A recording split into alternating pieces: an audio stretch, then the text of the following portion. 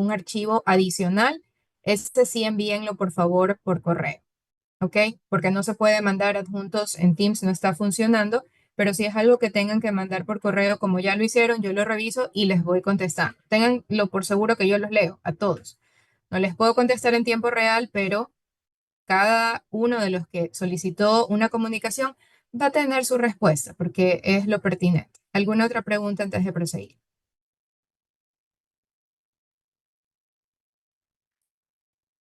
Ok,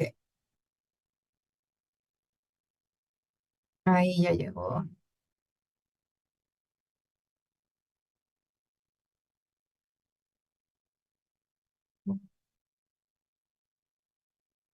Listo. Entonces, otra de los recursos que ustedes tuvieron para poder trabajar es la carpeta compartida. La carpeta compartida que hasta el día de hoy he recibido solicitudes, esas sí las he podido aceptar tan pronto como me las han enviado. No es necesario que manden 3 solicitudes. Cuando ustedes mandan 3 y 4 solicitudes, me llegan 3 o 4 correos de la misma solicitud.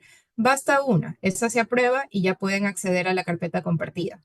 En la carpeta compartida van a recibir archivos que están relacionados con lo que vamos a ver, material de lectura recomendado y también compartí la biblioteca de libros. En la biblioteca de libros está el libro de Nelson. El libro de Nelson es uno de los libros guías que tienen para poder avanzar en la materia, más otros artículos de revisión. Entonces, paulatinamente se van a ir subiendo los archivos. ¿Qué pongo, ¿Qué pongo en este caso sobre la mesa, chicos? No hay Drive, no hay manera de compartir las clases que hice durante el fin de semana. Mi espacio personal de nube, por el cual yo pago una mensualidad adicional, lo puse a disposición para poder subir las clases. ¿Ok? Esa es mi contribución y mi colaboración. Eso es algo que la universidad no me va a pagar, que no tengo por qué hacerlo. Sin embargo, con el fin de que ustedes puedan, quienes realmente están interesados en poderlo compartir, poder compartir los archivos de esa manera. Entonces, ese es mi grano de arena en el que no se puede hacer que se pueda. Entonces, eso solamente funciona si es un trabajo conjunto, chicos. Hay que tratar de aprovechar ese tiempo. Entonces, vamos a empezar el capítulo de infecciones respiratorias y vamos a empezar, de acuerdo a como indica el programa, con una división anatómica. En el caso de las infecciones respiratorias, como ustedes pueden ver en el programa, las infecciones respiratorias las dividen por superior e inferior. Esa clasificación anatómica es importante porque me permite a mí clasificar la severidad del problema. Y en esto tenemos que quitar mucho mito y mucho de lo que se dice sin fundamento de cómo avanzan las infecciones. En la época del COVID, mucho se decía, ah, no, es que tienes que tomarte agua caliente para que el COVID no se te pase de la nariz al pulmón. Y en ese momento entendimos cómo en realidad lo que dice la gente o lo que dicen los medios puede tener más peso de lo que en realidad científicamente puede tener sentido. Y eso hace que lleguemos a tomar medidas que no son necesarias para tratar un resfriado. Dentro de los documentos que ustedes tienen, hay varios artículos de revisión en los cuales se mencionan medidas recomendadas y no recomendadas para el resfriado y eso es parte de lo que vamos a ver el día de hoy. Entonces, empezamos viendo infecciones como resfriado común, luego vamos a laringitis o croup, luego vamos bajando hacia bronquiolitis y luego llegamos hacia neumonía. Los agentes son los mismos y estos agentes que vamos a ver el día de hoy en resfriado común se van a repetir en distinta medida como vamos bajando en la vía aérea. Las frecuencias cambian de acuerdo a la edad y, por supuesto, de acuerdo a los factores del huésped. Dígame, Will. Doctora, disculpe, ¿está compartiendo alguna diapositiva o no está así brindando información general? Es porque si lo está Todavía no, haciendo, ya, sí, pero todavía es la introducción porque estos son puntos comunes que vamos a ver en todas las clases. La primera parte es resfriado común y croup, que es lo que vamos a ver el día de hoy. Pero hago esta observación para que recuerden que a lo largo de todo este capítulo de infecciones respiratorias van a ser los mismos gérmenes, va a cambiar de acuerdo al grupo de edad y de acuerdo a las condiciones del huésped, y que tenemos una cabida muy importante para vacunación, porque mucho de lo que nosotros vamos a ver en este capítulo es prevenible por vacunas. Entonces tenemos ahorita la visión general de este capítulo de infecciones respiratorias del tracto respiratorio superior, luego inferior y luego parénquima pulmonar. Ahora sí, voy a empezar a compartir pantalla.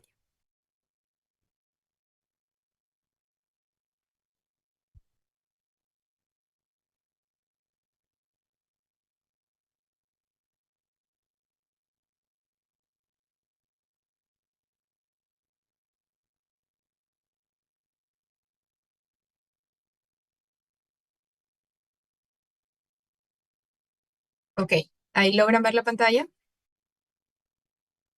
Sí, doctora. Sí, doctor. Ok, entonces empezamos viendo resfriado común.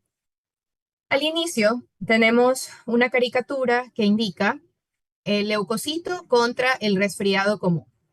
Entonces, ¿qué le dice el leucocito al resto de las células? Nadie entra y nadie sale. ¿Entendieron? Hace frío afuera y este niño no lleva un abrigo.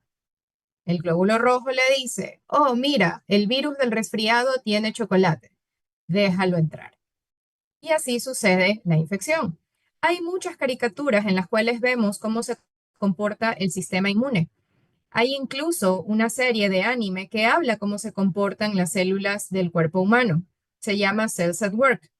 Y de una manera educativa, pero muy precisa, muy apegada a la realidad, nos enseñan qué hacen cada una de las células. Entonces, no se sorprendan que a lo largo de todo este capítulo vayan a ver estos recursos utilizados para dar un mensaje. ¿Por qué utilizamos esta figura para el inicio de la clase de resfriado común? Porque eso es lo que hacen los virus con nosotros. Los virus engañan a nuestro sistema inmune. Nuestro sistema inmune piensa que es muy fuerte y muy inteligente contra los virus, pero el virus encuentra siempre una manera de disfrazarse. Aquí en este caso lo ponen con chocolate, que esto es la versión para niños de 3 años, pero ¿cuál es la versión para estudiantes de medicina? Lo que hace es cambiar sus antígenos de superficie para que el cuerpo no los reconozca. Pero en términos generales es lo mismo. Y esa es la razón por la cual los virus siempre van a ser más inteligentes que nosotros en todo lo que hacen para podernos enfermar. ¿Por qué estoy mencionando que se trata de un espectro? Es exactamente lo que vimos anteriormente cuando hablábamos de que los mismos gérmenes nos van a acompañar en todo el capítulo. Porque yo puedo tener con influenza, por ejemplo, desde un resfriado hasta infección por influenza, neumonía por influenza y morirse de influenza. Entonces puede ir desde algo muy pequeño, benigno, hasta una infección letal. ¿Qué ocurre en este caso cuando un niño está resfriado? Es importante que recordemos que los niños van a tener de 6 a 8 resfriados al año. Esto es lo habitual. Es muy difícil si uno lo pone en el contexto de un estudiante de medicina o de un médico cuando tienen niños y tener a un niño que se enferma a cada momento. Una de las consultas que tuve el año pasado fue justamente con una de mis colegas, pediatra igual que yo, que tenía a su niño que ya iba por el cuarto resfriado del año y estábamos abril, es prácticamente que le había dado uno al mes. Y obviamente ella consulta con infectología porque está preocupada de que su niño tenga un problema del sistema inmune. Entonces, ¿cuál fue el primer abordaje con ella? ¿Cuántos resfriados debe de tener un niño normalmente en el año? De 6 a 8. ¿Cuántos te faltan? Por lo menos 2, o no voy ni por la mitad. Pero es fácil repetirlo como médico, muy difícil asimilarlo como mamá. ¿En qué momento yo tengo argumentos para decir esto se sale de lo normal? Estos 6 o 8 episodios de resfriado no requieren hospitalización y no necesitan que el niño vaya al hospital. Pasa con malestar efectivamente, pero lo logra pasar en casa. Entonces, esto es lo que hace la diferencia de que yo tenga 6 o 8 episodios al año versus que tenga que hospitalizarme 6 a 8 veces. Más de una hospitalización por una infección respiratoria, de hecho, ya es un signo de alarma para inmunodeficiencia. Entonces, por eso es importante que tengamos en cuenta en qué punto salimos de la normalidad. Aumentan si el niño va a guardería. La guardería es parte de la socialización microbiológica que tienen los niños. En el momento que van a guardería, se juntan con los microorganismos de otros compañeros y empiezan a entrenar a su cuerpo. Generalmente esto ocurre cuando los niños son pequeños, cuando son menores de 3 años, es decir, antes del preescolar, como parte de su aprendizaje. Y si bien es molestoso, las infecciones que ocurren en los niños que tienen un sistema inmune bueno, los ayudan a prepararse para no tener infecciones en el futuro. Eh, Hace como 2 años que todavía estábamos medio post-COVID, tuvimos un brote de enfermedad mano-pie-boca, que coincidentemente fue más severa en niños que eran hijos únicos. En los niños que eran hijos únicos, que no tuvieron la oportunidad de exponerse con sus hermanitos, la enfermedad fue muy severa y tuvo un curso atípico, porque no es lo mismo que me dé mano-pie-boca cuando tengo 2 años que me dé mano-pie-boca cuando tengo 9. Y pude manejar paralelamente dos casos de una niña de 9 años, hija única, que tuvo un brote, se brotó en todos lados, mano, pie, boca y también glúteos, que es un lugar donde también aparece, pero con picazón que le dejó descamación residual, versus otra niña de 5 años que ya había estado en contacto con su hermanito de 2 años que tuvo su infección. Entonces, no es lo mismo tener contactos que no tenerlos. Menos frecuencia en mayores de 6 años. Entonces, ¿la pesadilla termina? Sí. Así como los niños tienen una curva de desarrollo neurológico de ganar habilidades, también su sistema inmune se entrena y después de los 6 años, como ya aprendió lo que tenía que aprender, ya no se enferma tanto o ya más o menos lo conoce. ¿Qué es lo que sucede, por ejemplo, con dengue? Lo vamos a ver un poquito más en dengue. El dengue generalmente viene en oleadas cada 4 o 5 años. ¿Por qué? Porque la población queda inmune, no hay a quien más infectar porque ya se los conocen, nacen nuevos niños, hay nueva población que no es inmune y se vuelven a infectar. Entonces, por esa razón es que la enfermedad viene en olas y a esto se le conoce como peridiosidad. Después de los 6 años, yo ya he pasado varios periodos de cambios de clima en los que ya me habitué. Y lo mismo sucede cuando ustedes en su internado van a su rotación de pediatría.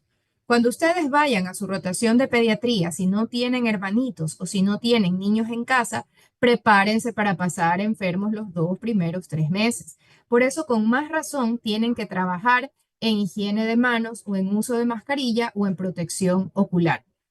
Trabajar con niños involucra eso. En una de las, después del Omicron, ese fue el segundo pico de COVID en niños, todos los que se enfermaron tenían como antecedentes que tenían niños en casa. ¿Y por qué pasó esto? Porque los niños no estaban yendo a la escuela, se infectaron con Omicron, ya le perdimos el miedo, vayan los niños a la escuela y en la escuela todos se volvieron a infectar. Y regresaron con el virus a la casa. El Omicron llegó más o menos por febrero o marzo, nos enfermamos todos. De ahí, los que vinieron fue más o menos junio, julio, cuando ya tenían 2, 3 meses en clase, que se enfermaron los adultos que tenían niños en casa. Entonces, por eso es importante que conozca cuál es el patrón de infección. También ocurre cuando hay cambio de temporada. Y en esto sí hacemos una diferencia con lo que dice el libro de Nelson, porque es muy bonito leerlo en un libro de Estados Unidos o en un libro español que tienen 4 estaciones. En Ecuador no tenemos 4 estaciones. ¿Cuántas estaciones tenemos en Ecuador? Una, Dos. Tenemos, invierno, verano. nosotros no tenemos invierno y verano, sí tenemos Solo dos uno, verano, Tenemos seca y lluviosa. época seca, ajá, y de lluvia. estación seca y lluviosa. Tenemos cuando hace calor y cuando hace más calor. Entonces, tenemos una presentación diferente de lo que ocurre en el hemisferio norte y en el hemisferio sur. Y eso hace que nosotros tengamos virus todo el año. En el norte o en el sur es más sencillo, porque ya saben que en época de frío vienen los virus respiratorios, viene renovirus, virus respiratorio sincitial y se preparan. Cuando viene época de calor, vienen los virus digestivos. Tienen adenovirus, tienen ecovirus, tienen todo lo demás, porque como hace ya calor, todo el mundo va a la piscina, se junta, está, come helado, come de los mismos lugares. Entonces, cada uno tiene su periodicidad. ¿Cuál es la noticia? A nosotros nos da todo el tiempo. Sí tenemos cierta tendencia, pero a nosotros nos da todo el tiempo. Entonces tenemos que prepararnos y eso es parte de lo que sucede con nosotros como latinoamericanos. ¿Por qué sobrevivimos? Porque estamos preparados para el desastre. Entonces, eso hace de que yo conozca que necesito adecuar mis recursos en ciertos momentos. Y en este caso tenemos una infección del tracto respiratorio superior, que es lo que había mencionado anteriormente, que tenemos, ¿hasta dónde es el tracto respiratorio superior? ¿Cuál es el límite? ¿Cuál es la frontera? Laringe. Más abajo, La Faringe. tráquea, de la tráquea para arriba es superior, de tráquea para abajo inferior. correcto. Ese es el límite, la tráquea. ¿Ok? Entonces, cuando estamos hablando de resfriado común, la infección llega hasta la tráquea. Si ya llega hacia los bronquios o más abajo, ya tenemos sintomatología diferente y se maneja diferente. Entonces, les mencionaba que nosotros no tenemos un patrón como lo tienen en el norte o en el sur, que es al revés. Por eso ustedes van a ver de que encuentran la moda de las flores amarillas 2 veces al año. ¿Cuáles son las fechas de las flores amarillas? Creo que es en marzo Ya, unos dijeron marzo y otros dijeron septiembre, exactamente porque esa es la realidad. En marzo es en el hemisferio norte y en septiembre es el hemisferio sur, ¿sí? Y es cuando empieza la primavera en cada hemisferio. Entonces, es similar, pero en meses cambiados. Esto que ven acá es la peridiosidad de nuestros virus en el hospital de Solca en el 2021. Les mencioné en algún momento que nosotros tenemos la facultad de realizar panel respiratorio multitarget, es decir, de varios virus, para poder ver qué tienen nuestros pacientes. ¿Por qué se justifica en nuestros pacientes? Porque nuestros pacientes son inmunosuprimidos. Entonces, en este panel donde yo tengo varios targets virales y bacterianos, yo puedo saber qué le causó la enfermedad. Y si ustedes ven, ¿qué patrón notan? ¿Cómo se comportan los virus de acuerdo a ese gráfico?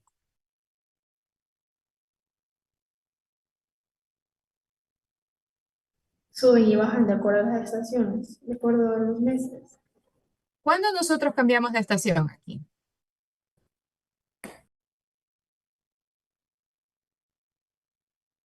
En diciembre Ujú. y enero. Nosotros cambiamos de estación en diciembre y en junio. ¿Sí? En diciembre empieza a hacer calor y en junio hace menos calor. Entonces, en diciembre, ustedes ven que justo antes de diciembre tenemos un pico de coronavirus, pero es el coronavirus OC43, que es el color celeste, que es como el coronavirus de los normales, no el pandémico.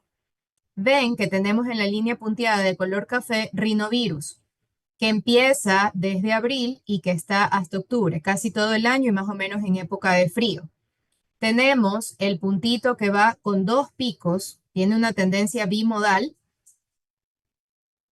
eh, que se presenta en abril y se presenta en septiembre. Y el par influenza se relaciona mucho, y eso lo veremos más adelante con Krupp, y se relaciona, al menos en nuestros niños oncológicos, con bronquiolitis obliterante, al menos el par influenza 3. Encontramos que el virus respiratorio sincitial se presenta todo el año, pero principalmente marzo y abril, que coincide con la presentación de otros virus respiratorios. Aquí nosotros vemos con amarillo Barcelona al virus del SARS-CoV-2, que es el virus del COVID. Y en este año, que fue el 2021, casi no vemos influenza. Tenemos que ponernos a buscar con una lupa uno de los colores verde limón para ver influenza A y el influenza B, que medio hace un pico también en marzo. Esta es la historia del 2021, pero esto cambia para el 2022 y para años subsecuentes, porque los virus son cíclicos. El virus que ya me dio un año, al siguiente año descansa, hasta que hay nueva población inmune. Entonces, ese concepto tengo que tenerlo. El año pasado, por ejemplo, que fue 2024, tuvimos muchísima influenza, sobre todo en mayo y junio. Llegó más tarde. Este año ya empezamos a tener influenza desde noviembre y diciembre, pero menos que el año anterior. El año anterior no tuvimos COVID, tuvimos influenza. Los años anteriores tuvimos mucho COVID y no tuvimos influenza. ¿Y qué notamos durante la época de COVID? Que todo era COVID y los demás virus respiratorios desaparecieron. ¿Por qué piensan ustedes que los demás virus respiratorios desaparecieron cuando apareció el COVID?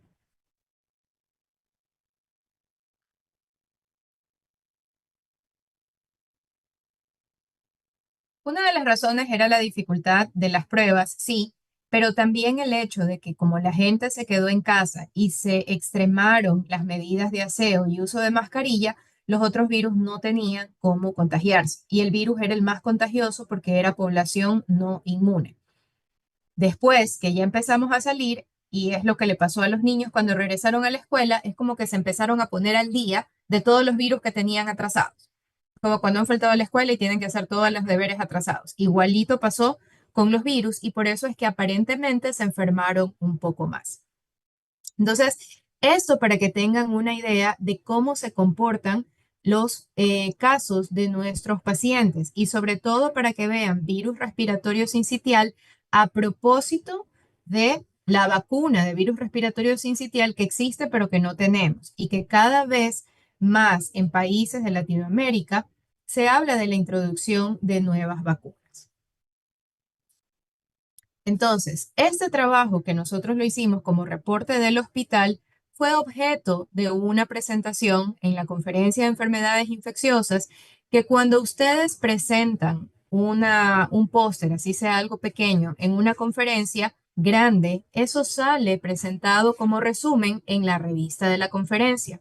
Entonces, esa fue en la del año pasado, se presentó en marzo y en el suplemento del mes de noviembre aparece como un abstract. Lamentablemente, la universidad no considera los abstracts para promoción docente, tiene que ser el artículo completo.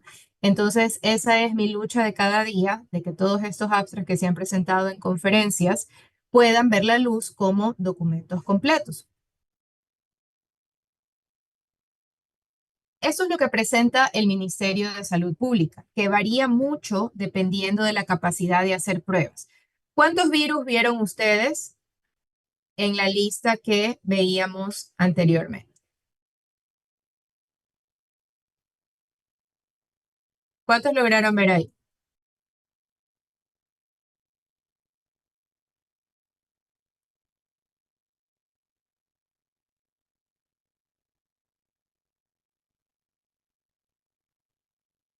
¿15?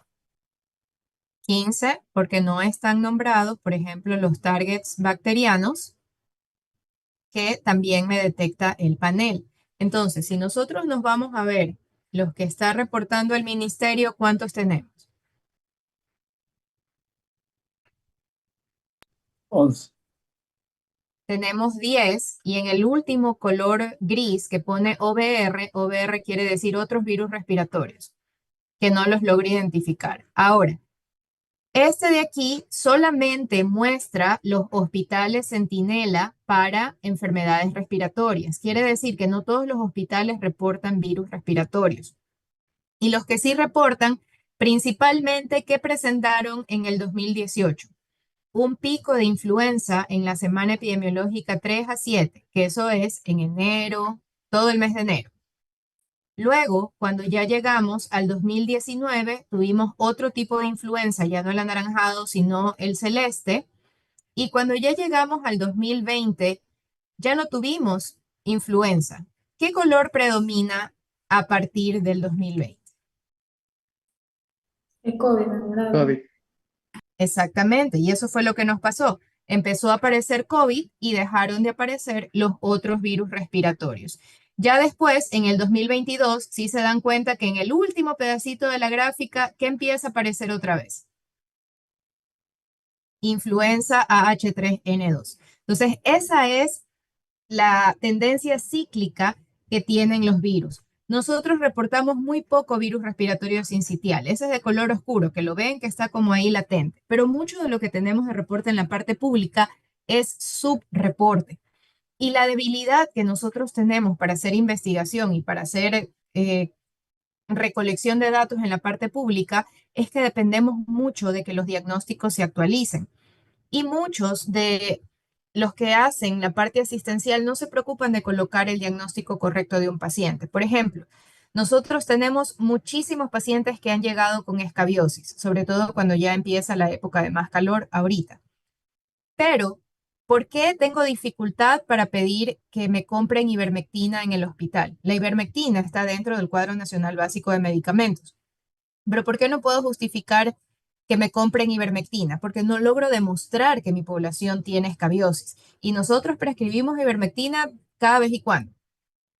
¿Qué empezamos a hacer desde el año pasado? Cada paciente que tiene escabiosis, ponle diagnóstico de escabiosis, ponle el CIE-10 de escabiosis, ponle el CIE-10 de escabiosis, porque después sí le podemos pedir estadística, cuántos pacientes hemos visto con escabiosis para poder pedir la medicina.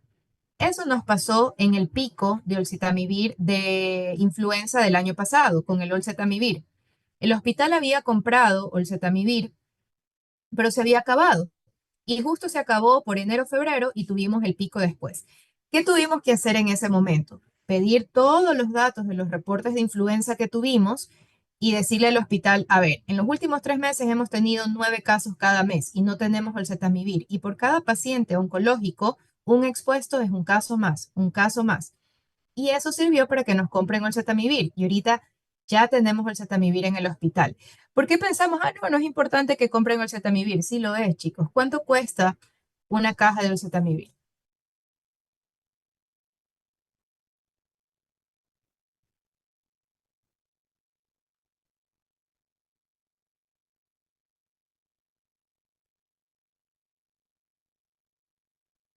¿Cuánto cuesta una cubeta de 12 huevos? $4. Depende del tamaño. Puede estar entre 3 y 4 dólares, pero es correcto. Y depende si viven en Guayaquil o viven en una ciudad más pequeña. Ok. Entonces, ¿qué tenemos, chicos? Necesitamos conocer cuánto cuestan las cosas porque si no, nuestros pacientes no van a poder recibir la medicina. Y si bien el oseltamivir no tiene la evidencia más grande de que sea efectivo contra la influenza, en pacientes predispuestos es la única herramienta que tenemos para tratar de pelearlos. No, tenemos antivirales, tenemos poquísimos, pero el oseltamivir es uno de ellos y necesitamos utilizarlo de manera prudente. La última vez que creo que mandamos a comprar una caja de oseltamivir, creo que estaba, si no es 60, $75 la caja completa que es para todo el tratamiento. Entonces, por eso es importante que yo tenga los recursos para que el paciente lo pueda recibir. Entonces, ¿qué les voy a pedir, chicos, por favor? Que los mensajes que me manden, por favor, me los manden después de la clase, porque si ustedes bien escucharon el mensaje ahorita, yo veo que me aparece, pero ahorita no los puedo leer, ¿sí? Entonces, quienes tengan pendientes, me los mandan cuando termine la clase. Entonces, ¿qué tenemos como año 2024? Que es muy similar a lo que sucede ahora con nosotros. En la pregunta anterior, en la diapositiva anterior, vimos hasta el 2022. Este es del año pasado, que está disponible en internet para que ustedes lo puedan ver. Ustedes ven qué ocurre en los meses de enero, febrero y marzo, que es más o menos la semana 1 a la semana 25. ¿Qué tenemos de preponderancia? ¿Cuál es el color que más ven? Virus sitial. Virus respiratorio sincitial. Entonces, todo esto es lo que debe de nutrir las decisiones de salud pública para que podamos tener una vacuna contra virus respiratorio sincitial. Luego viene COVID, luego viene influenza, influenza B para influenza y otro influenza H3N2. Influenza B, hoy tuvimos un paciente con influenza B. Esta semana, el mes anterior, teníamos influenza A H3, pero hoy tuvimos un paciente con influenza B que llegó con síntomas gastrointestinales y porque estaba neutropénico se quedó. Entonces, por eso, chicos, es el virus respiratorio sincitial y no es porque ahora aparece más. Este año, el año pasado nos tocó virus respiratorio sincitial, sino porque también tenemos la oportunidad de poderlo testear. ¿Cuánto cuesta un PCR de COVID?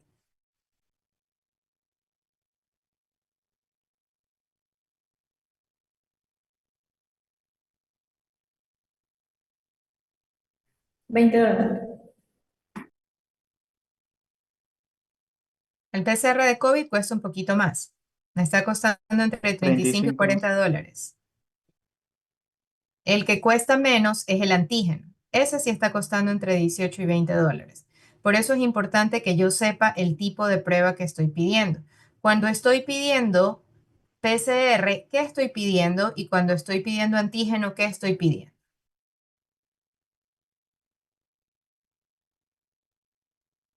¿Cuál es la diferencia de pedir un PCR o pedir un antígeno para COVID?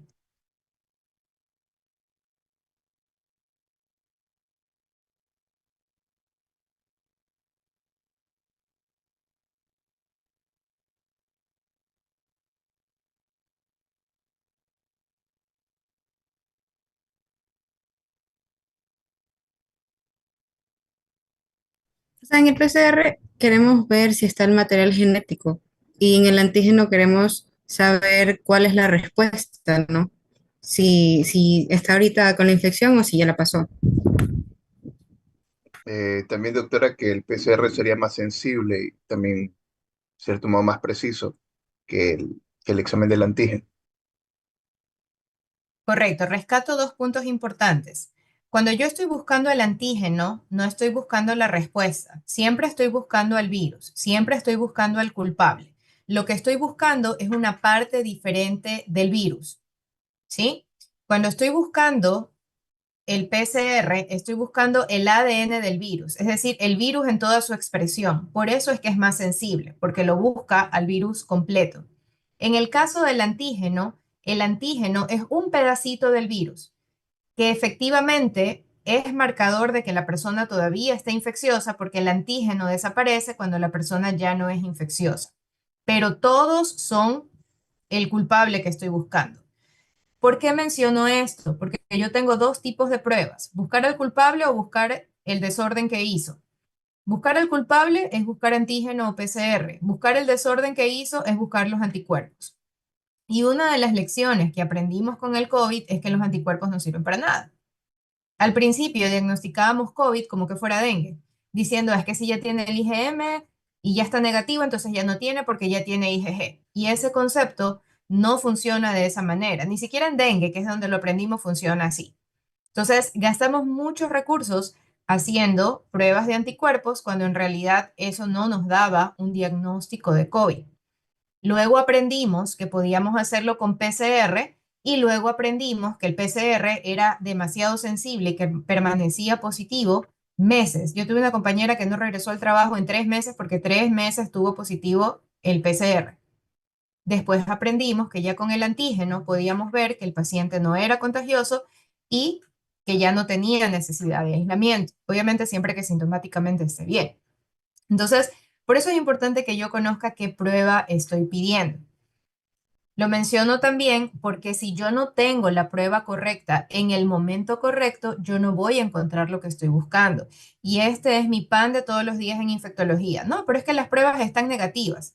Sí, pero es que no estamos buscando correctamente lo que tenemos que buscar. Entonces, por eso necesitamos saber qué prueba tenemos y cuánto cuesta. En la época del COVID nos ofrecían proteína C reactiva como medio de diagnosticar al COVID. ¿Y eso por qué lo decíamos? Porque los dos se llaman PCR.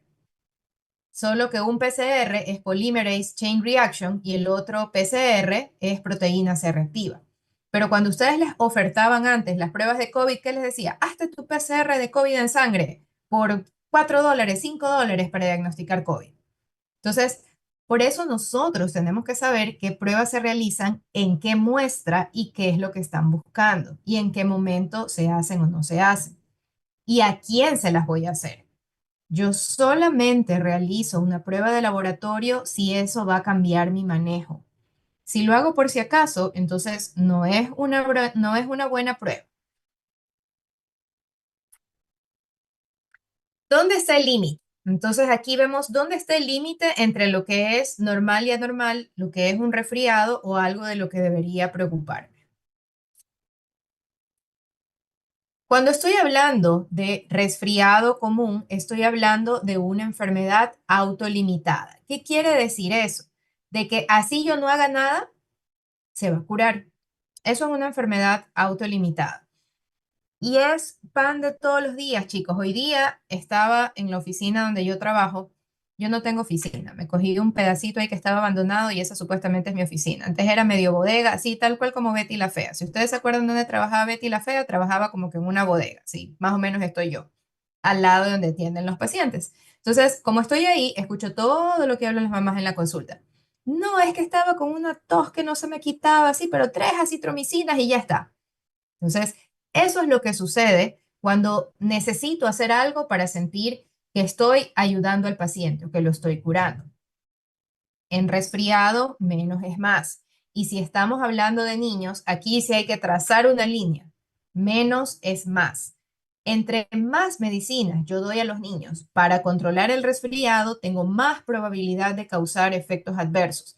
Y eso no sucede con los adultos. Con los adultos mejoro los síntomas con el anticongestionante, con el todo lo demás, para que la persona pueda seguir trabajando, pueda seguir haciendo sus cosas, que no es el deber ser, porque va a contagiar a un montón de personas. Pero en los niños, todos estos medicamentos antigripales causan más efectos adversos de lo que van a ayudar.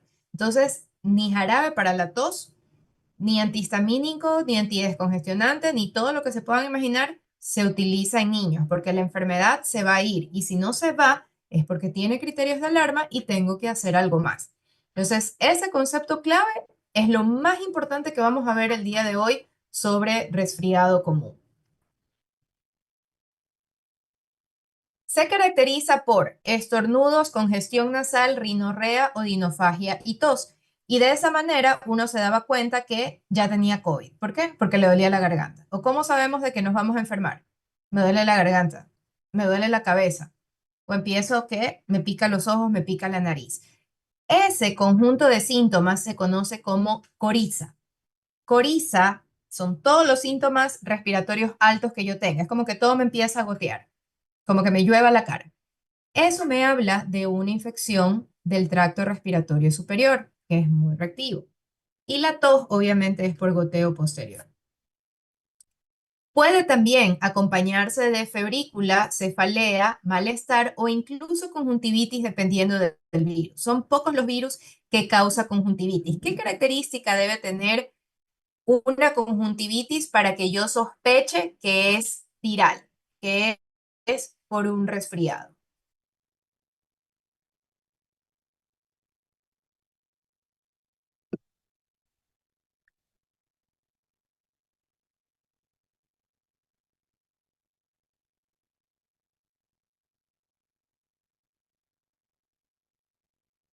Repito, ¿qué características debe de tener una conjuntivitis para que yo sospeche que es por un virus respiratorio?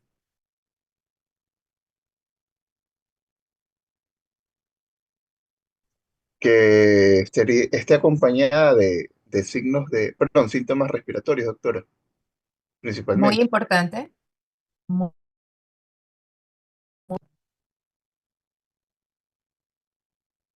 Para que sea viral, no sé, el color de la secreción, que sea un poquito como clara, más acuosa, no tan purulenta. Que no sea purulenta, ¿sí? Ajá. Que no sea purulenta.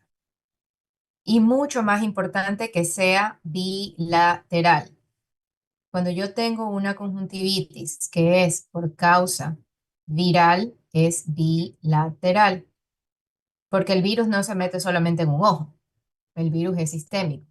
Las bacterias que causan la conjuntivitis bacteriana, esas sí se alojan en lugares pequeños y sí se pasan de un ojo al otro, pero generalmente son unilaterales. Entonces es una conjuntivitis bilateral. Doctora, y el aumento de los ganglios, los preauriculares, que estén aumentados, también nos puede dar un indicio para una conjuntivitis o no.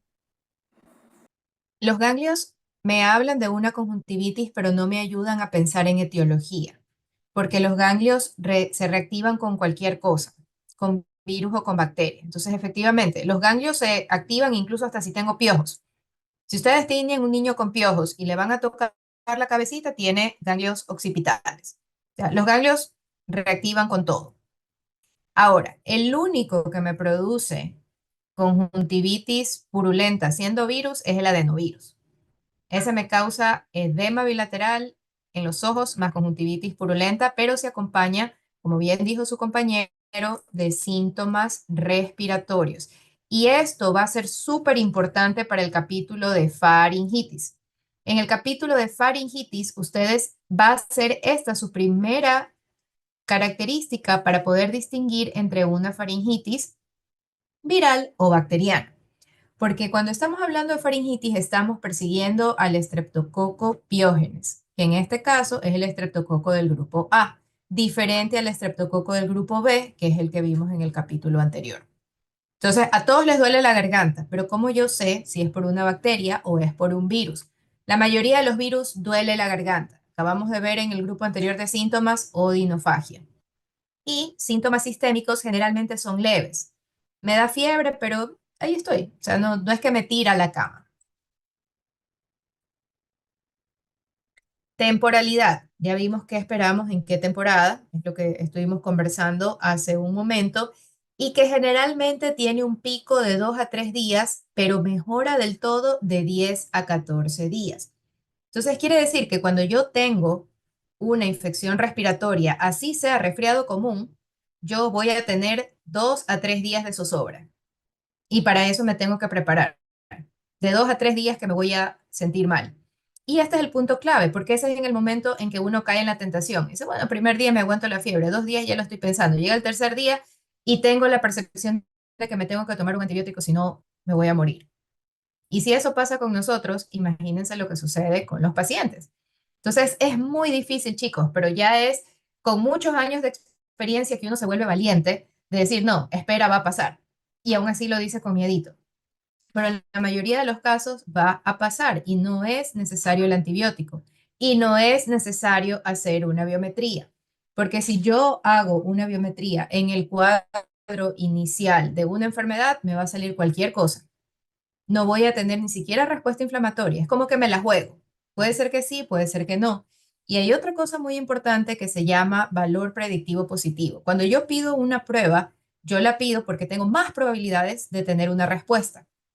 Entonces, si yo pido una prueba, pedirla en el momento correcto aumenta mis probabilidades de tener un resultado que me informe o que me ayude. ¿Por qué digo que mejora de 10 a 14 días? Porque pasaron las 3 noches de terror, pero no es que yo ya estoy bien. Voy a quedar todavía con un poco de tos, voy a quedar por ahí todavía medio desorbitado, pero voy a estar bien. Y de hecho eso fue lo que nos pasó a muchos de nosotros luego del COVID. Se nos quitó la fiebre, se nos quitó el malestar, pero a muchos de nosotros nos pasó que por lo menos por una semana es como que no conectábamos. Operaciones matemáticas, cálculos, momentos, sí. ¿Qué pasó? No lo sabemos, pero efectivamente eso demoró todavía hasta una semana en recuperarse. Personalmente, lo que yo recuerdo de la segunda vez que tuve COVID, no, sí, la segunda vez que tuve COVID, yo estaba en negación y pensaba que tenía esta influenza o que tenía dengue, pero no quería tener COVID la segunda vez. Y sí, fue COVID. ¿Y cómo empezó? La primera noche de fiebre y escalofríos y dolor muscular, tal cual como que fuera dengue, y luego el dolor de garganta y la fiebre. Dije, no, debe ser influenza. Siempre fue COVID. Y después de esto, cerca de 3 a 4 días en los cuales no estaba en capacidad de pensar. Entonces, todo esto nos ayuda a entender cómo sucede en nosotros. Se los está diciendo una persona de 39 años. ¿Cómo piensan ustedes que se manifestaría esto en un niño de 3 años? ¿Qué comportamiento esperarían para decir que no va a mejorar en 10 a 14 días? Yo como adulto les puedo decir, a mí me duraron las lagunas mentales hasta 5 días después. ¿Qué puede tener un niño? ¿Cómo se puede manifestar esto de que todavía no mejora? Falta de apetito, la fiebre. ¿La fiebre le va a durar una semana?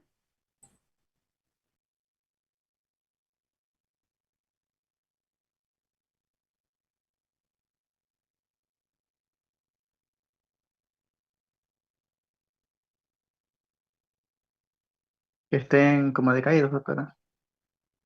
¿Qué quiere decir eso?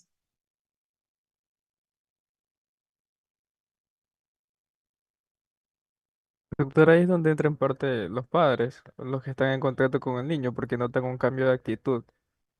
Por lo general, si son muy juguetones, suelen estar un poco como que más, como les dijo el compañero, decaídos, más retraídos. ¿Qué edad les dije que tenía el niño?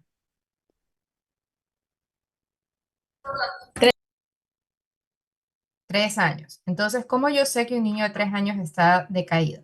Es correcto, chicos, lo que ustedes han dicho es correcto. ¿Qué les estoy pidiendo? Que precisen un poco más a qué se refiere ese estar decaído para un niño de 3 años.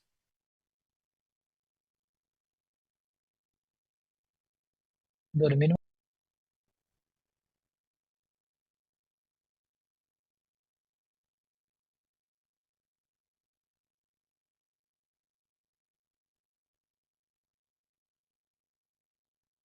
Ok, Eh, ¿por qué hago esta pausa? Porque hay una delgada línea entre cuándo es un signo de alarma y cuándo es un signo que no mejora. Porque yo puedo decir, el niño no come como antes, pero no es lo mismo que el niño no tenga apetito, ¿sí? Que el niño no coma a mí me tiene que preocupar, porque probablemente los 2 o 3 días que está con fiebre solamente me tome líquidos. Si ni siquiera pasa eso, ese niño se tiene que hospitalizar. Estamos hablando 3 años. Ese es un niño que si no me tolera la vía oral, tengo un nivel bajo para decir que lo voy a hospitalizar. ¿Qué quiere decir que esté decaído? El niño va a jugar, sí, pero va a jugar menos de lo habitual. Si el niño no juega, allí me preocupa. Que el niño no juegue, eso más adelante se va a transformar en un signo de alarma. Entonces, cuando yo envío a los niños a casa, yo tengo que precisar a qué se refieren esos signos de alarma. ¿Ok? Entonces, el niño va a comer, sí, pero no va a tener su apetito normal. Va a comer menos, pero va a comer. Va a jugar menos, pero va a jugar. Probablemente va a dormir un poco más de lo habitual, pero no es que va a pasar dormido todo el día. Entonces, pongan atención en esa parte porque la diferenciación entre qué es normal y es anormal parece sencillo, pero no lo es. Y como bien dijo su compañero, son los papás quienes conocen mejor al niño para saber cuál es su 100%. Entonces, una manera de explicarlo es llegar a porcentajes. No va a estar a su 100%, pero debería estar ya a un 60% para el día 3 e ir aumentando de 10 en 10 hasta que ya llegue a su normalidad. ¿Ok?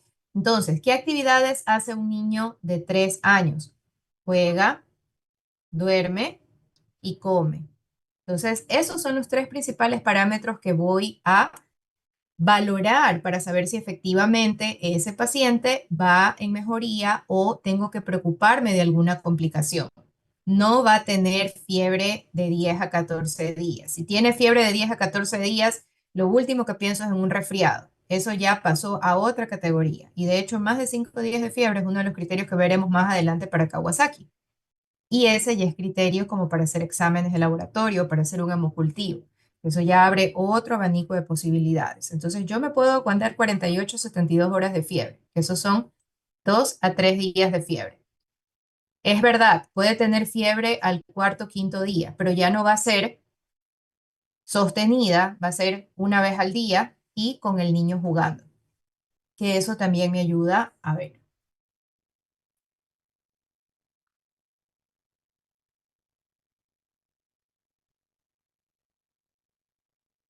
Y los signos de alarma que acabamos de demostrar. Los signos de alarma dependen mucho de la edad. Un signo de alarma que es independientemente de la edad es que convulsione o que tenga una alteración importante del sistema nervioso central. ¿Qué puede pasar? Hay muchos virus que entran transitoriamente al sistema nervioso central y me causan una meningitis viral, que eso lo veremos también más adelante, pero eso es un signo de alarma. Que el paciente pase dormido todo el día también es un signo de alarma. Que el paciente no tolere la vía oral es un signo de alarma. Que el paciente tenga dolor abdominal también es un signo de alarma. Que el paciente pierda más de lo que logra reponer también es un signo de alarma. Porque puede ser de que el paciente tolera la vía oral, pero me hace 4 o 5 diarreas al día y es un lactante que no se logra hidratar. Entonces, eso es un signo de alarma. Entonces, debo de encasillarlos de acuerdo a la edad. Se trata de un mismo proceso y nuevamente tomo de ejemplo a la infección por COVID para indicar que lo que sucede con COVID sucede con la mayoría de los virus. Yo puedo tener una, un estadio inicial de la enfermedad donde tengo respuesta inflamatoria y donde la carga de la enfermedad es alta. Si eso sucede, el paciente va a tener una enfermedad leve del tracto respiratorio superior con los síntomas que acabamos de ver. ¿Qué pasa si la respuesta inflamatoria se prolonga y permite que el virus continúe durante mayor tiempo circulando? Voy a tener una enfermedad moderada del tracto respiratorio inferior, leve moderada del tracto respiratorio inferior.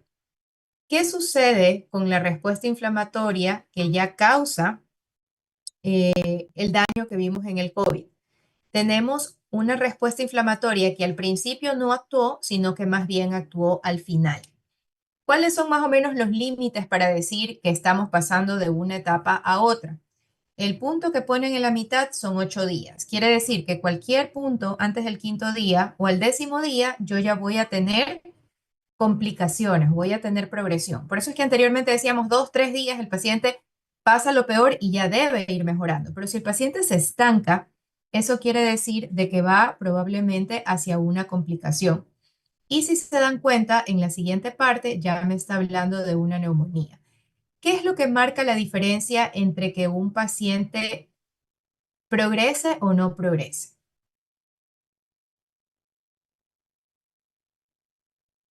Viendo esa figura, ¿qué ustedes concluyen que causa la diferencia?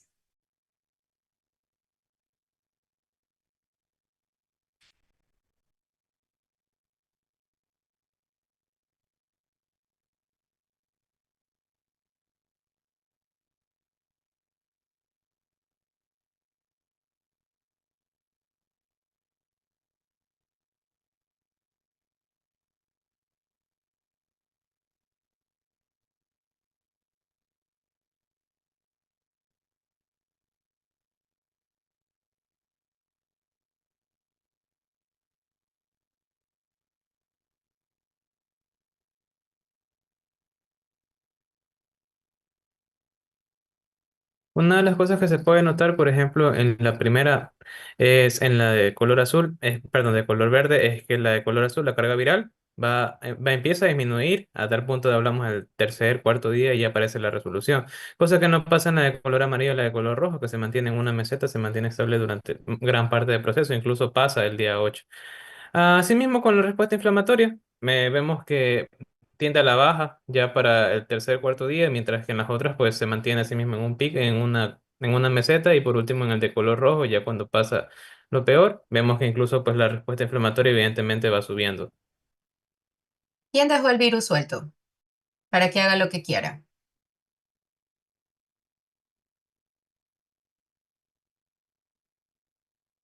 El sistema inmune. Exactamente. Entonces es la falta de respuesta inflamatoria la que hace que el virus se prolongue. Si ustedes observan lo que ocurre en el color verde, ¿por qué creen que el virus se bajó? Porque tuve respuesta inflamatoria desde el primer momento que lo logró contener. Se contuvo el virus y se apagó la respuesta inflamatoria. En el color amarillo, la respuesta inflamatoria se demoró y el virus se prolongó. Y por eso, para poder prolongar, para poder controlar ese virus que ya estaba, la respuesta inflamatoria también se prolongó. Y en el último caso, que es el verde, es el rojo, ustedes ven que la respuesta inflamatoria al inicio, ¿dónde estaba? Perdida en el espacio. Entonces, como no hubo respuesta inflamatoria, ¿qué hizo ese virus? Se dedicó a hacer todo lo que quiso Y al final la respuesta inflamatoria quiso decir, ahora sí vengo con todo y voy a acabar con todo, y fue lo contrario, hizo daño. Que eso es más o menos lo que sucede cuando yo me pongo a estudiar para un examen el día anterior, ¿sí? Yo intento contenerlo todo el último día, pero no puedo, no puedo, ¿sí? Me tomo 50.000 cosas para quedarme despierto y no funciona. Entonces, es exactamente lo que sucede con la respuesta inflamatoria. Y esta es la razón por la cual a los niños les fue mejor que a los adultos. Porque los niños, como tienen un sistema inmune nuevo, como el carro nuevo, funciona de maravilla. Y es más bien a los niños lo que les pasó es que respondieron tan bien, se acabó el virus, pero los niños siguieron inflamados. Por eso es que a los niños les dio síndrome de respuesta inflamatoria más que a los adultos, pero de COVID muy pocos se murieron. Entonces, eso es lo que sucede en general con los virus respiratorios. Entonces, no es porque yo me vaya a tomar agua caliente que el virus no se me vaya a ir de la nariz a la garganta. Es porque yo tenga de entrada, cuando yo conozco al virus, las condiciones necesarias para pelearlo. ¿Y cuáles son las condiciones necesarias para poder pelear un virus? ¿Qué piensan ustedes que debo tener yo en mi cuerpo?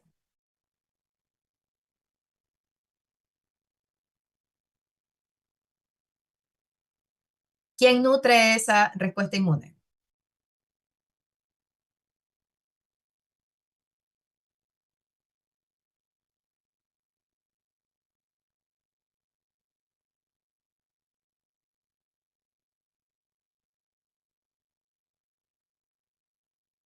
¿Voy a tener mejor respuesta inmune porque tomo Herbalife?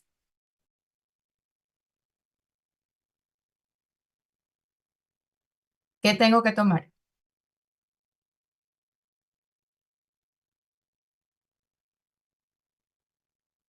¿Inmunocal? ¿Inmunovit?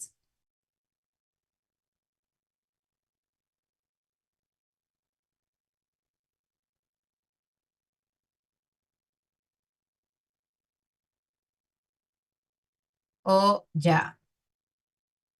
¿Sí? Tengo que comer.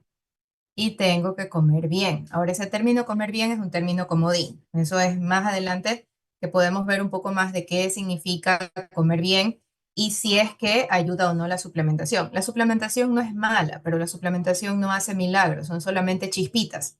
Es así como las chispitas que le pongo al helado para que se vea bonito y sepa más rico. Nada más, pero no es eso lo que va a hacer la diferencia. Lo que hace la diferencia es la bola de helado que me como. Y eso es la alimentación, que es una parte muy importante. La siguiente es descanso. Horas de sueño perdidas equivalen a sistema inmune abollado. Cortisol, situaciones de estrés. ¿Y cuál es la tercera?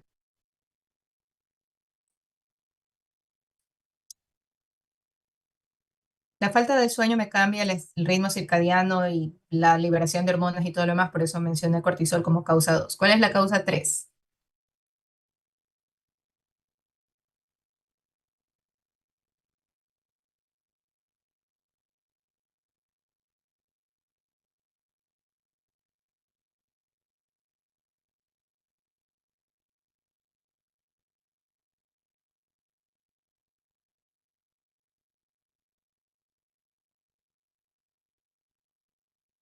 Esa está dentro del cortisol, falta de sueño y todo lo demás. Está en el mismo saco. Este es uno diferente. Es una categoría completamente diferente. ¿Perdón? No. Más sencillo, chicos. Mm, mm. Independientemente que tenga una enfermedad, sí puedo mejorar mi sistema inmune. Vacunación. Ese es ese sería un cuarto, que no lo había tomado en cuenta, pero no es ese, chicos. Es actividad física. ¿Qué pasa cuando ustedes hacen actividad física? ¿Qué pasa con su frecuencia cardíaca? ¿Y qué pasa con la velocidad de circulación de sus leucocitos que están en la sangre si su frecuencia cardíaca está aumentada? Es como que ustedes pongan a los policías a decir, hace ronda, vaya a hacer ronda. Entonces, los niños, y en realidad todos, necesitamos hacer actividad física para con eso mejorar nuestro sistema inmune, porque de esa manera ponemos a circular a todos nuestros neutrófilos, a todos nuestros leucocitos, de los 5.000, 10.000 leucocitos que tengamos en este momento, en el momento que nos movemos, los ponemos a circular. Y eso es lo que hace que seamos como el color verde, que tengamos una respuesta inflamatoria que los va a lograr atacar. No es magia, chicos, no es magia, son actividades que van sumando. Pero si no las hago, pongo mis esperanzas en otras cosas. ¿Qué es lo que sucedía en la época del COVID? Me vendían un suplemento que costaba $60 el tarro. Con $60, ¿cuántas libras de pollo compro? Como 50. Un día teniendo una conversación así mismo con una de mis primas, me dice, me están vendiendo esto que cuesta $60. Le digo, ¿cuánto pollo compras con $60? Me dice, con eso hago 2 semanas de mercado. Entonces, vas a gastar $60 en un suplemento que son los $60 de la comida del mercado y compró la comida. Entonces, eso es lo que pone en perspectiva, chicos, cómo puedo manejar o no una infección respiratoria. No es fuera de tema, es en realidad saber qué recomendaciones van a ayudar a que el paciente se recupere o no.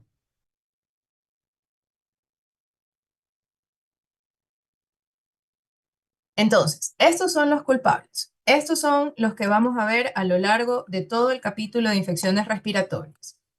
Tenemos rinovirus, que son distintos tipos de rinovirus que van a estar frecuentemente relacionados con resfriado común, coronavirus, incluyendo COVID y otras variantes. Otros que están asociados con otros síndromes clínicos, pero que también pueden causar resfriado común, virus respiratorio sincitial. ¿Por qué me dice que se asocia a otro síndrome? ¿A qué síndrome se asocia el virus respiratorio sincitial por excelencia?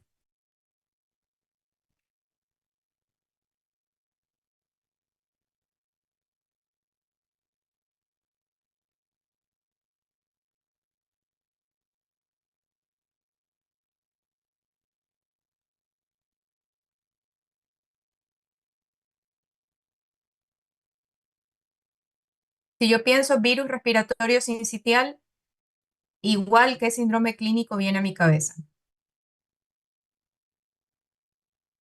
Bronquiolitis. La principal causa de bronquiolitis es virus respiratorio sincitial. ¿Ok? Entonces, por eso me dice que se asocia a otros síndromes clínicos. Si yo pienso en parainfluenza, ¿con qué se relaciona principalmente la parainfluenza?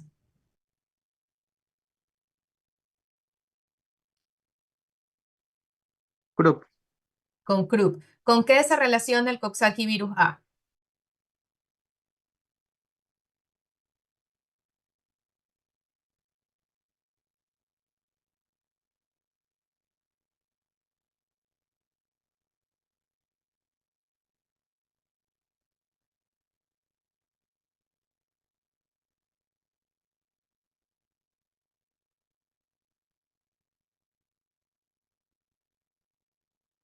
Mano, pie, boca, que es la que mencionamos anteriormente. Entonces, el mismo virus puede estar con otros síndromes. Influenza me puede causar resfriado común o me puede causar una infección por influenza como tal, que eso es el trancazo, donde ahí si tengo fiebre, quebrantahuesos, tengo dificultad respiratoria, puedo terminar intubado con una neumonía. Esa es la influenza toda florida, pero puede ser una influenza que está más controlada y es lo que sucede cuando me vacuno. Entonces puede ser ocasional, poco común. Bronquiolitis, neumonía, influenza, croup, fiebre faringoconjuntival, que eso les decía el adenovirus, o herpangina, que es el mano, pie, boca, o meningitis aséptica, que esos son los virus que se escapan al sistema respiratorio. Entonces, las respuestas están allí, chicos, ¿sí? Y esto viene de su libro de Nelson. Entonces, todo lo que estamos viendo ahorita son cuadros de resumen que están en el libro de Nelson, que es lo que debo de saber de virus respiratorios. Entonces, si estamos hablando de transmisión de enfermedades infecciosas, déjenme ver si se está compartiendo el audio. Se tiene que compartir el audio.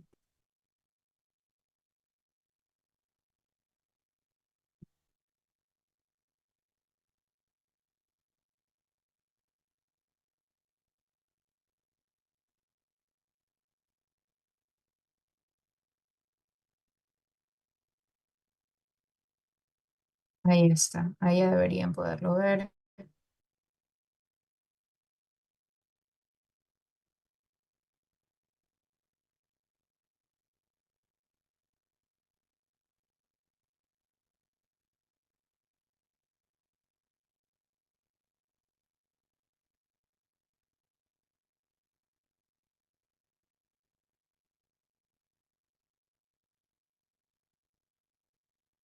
Contagiosa y la otra susceptible de contagiarse.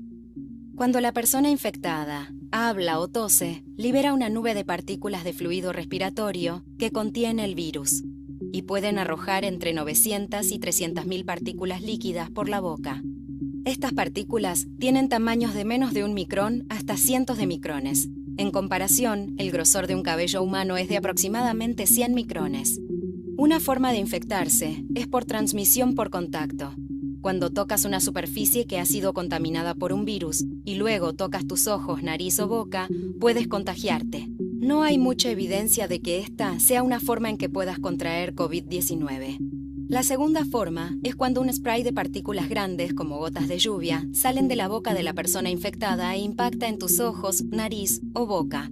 Para contagiarte de esta forma, debes estar cerca de la otra persona. La tercera forma en que puedes contagiarte es inhalando partículas que flotan en el aire que contienen el virus. Esta ruta de transmisión se llama transmisión aérea o transmisión por aerosoles. Algunas personas piensan en un desodorante cuando escuchan la palabra aerosol, pero en realidad los aerosoles son un montón de partículas suspendidas en el aire. Infectarse de esta manera puede suceder al estar cerca de una persona, llamada transmisión en proximidad, o cuando está lejos de una persona, llamada transmisión a distancia. Los estudios con animales, muestreos de aire y eventos de supercontagio muestran que el SARS-CoV-2 se transmite al respirar aerosoles.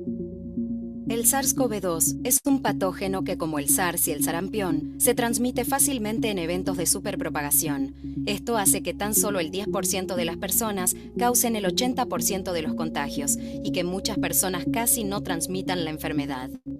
La mayoría de los contagios ocurren en casas, donde 1 o 2 personas pueden estar infectadas dentro de su burbuja. Lo que también es exclusivo del SARS-CoV-2 es que muchas transmisiones son presintomáticas o asintomáticas, entonces no sabemos quién puede ser contagioso. Las personas son más contagiosas justo antes de que presenten los síntomas de la enfermedad. Para prevenir contagios debemos controlar la transmisión aérea, tanto en proximidad como a distancia. La transmisión en proximidad sucede cuando estás a menos de 2 metros de una persona infectada. Si estás tan cerca, puedes contagiarte a través del spray de partículas grandes que impactan en tu cara cuando la persona infectada tose o estornuda, y también puedes inhalar las partículas más chicas que son emitidas en actividades más comunes como hablar. La transmisión por aerosoles a distancia también puede ocurrir, tal como sucede en los eventos de superpropagación, donde se combinan varios factores que favorecen la transmisión del virus. Una persona altamente contagiosa permanece mucho tiempo en un ambiente cerrado donde hay muchas personas susceptibles. Los aerosoles en el aire comienzan a dispersarse a través del espacio interior y se acumulan hasta niveles muy altos, porque hay poca ventilación y no hay filtros que los remuevan. ¿Por qué todo esto es importante? Porque la forma de minimizar el riesgo es usar diferentes estrategias. Nunca evitarás la transmisión por aerosoles en proximidad mejorando la ventilación. La única manera de prevenirlo es usando una mascarilla o barbijo que ajuste bien a la cara y manteniendo la distancia de personas. Ante una posible exposición o si comienzas a tener síntomas, debes aislarte. Cuanto más cerca estés de alguien, mayor es el riesgo de exposición al virus, así que trata de mantenerte al menos a 2 metros de distancia.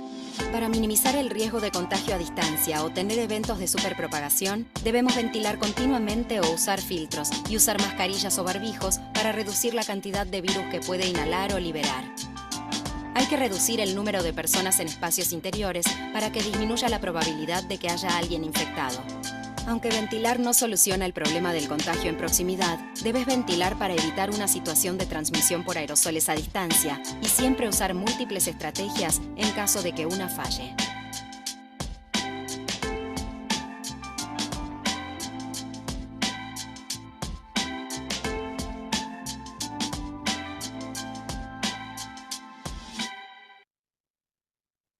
Hemos utilizado este recurso para mostrar dos cosas. No solamente de una manera sucinta el proceso de transmisión, sino también para poder ver cómo puede utilizar otros recursos de la red si son de fuentes probas. ¿Quién es el autor de este artículo o de este video? ¿Quién lo valida como para saber que efectivamente es algo que vale la pena utilizarlo en clase?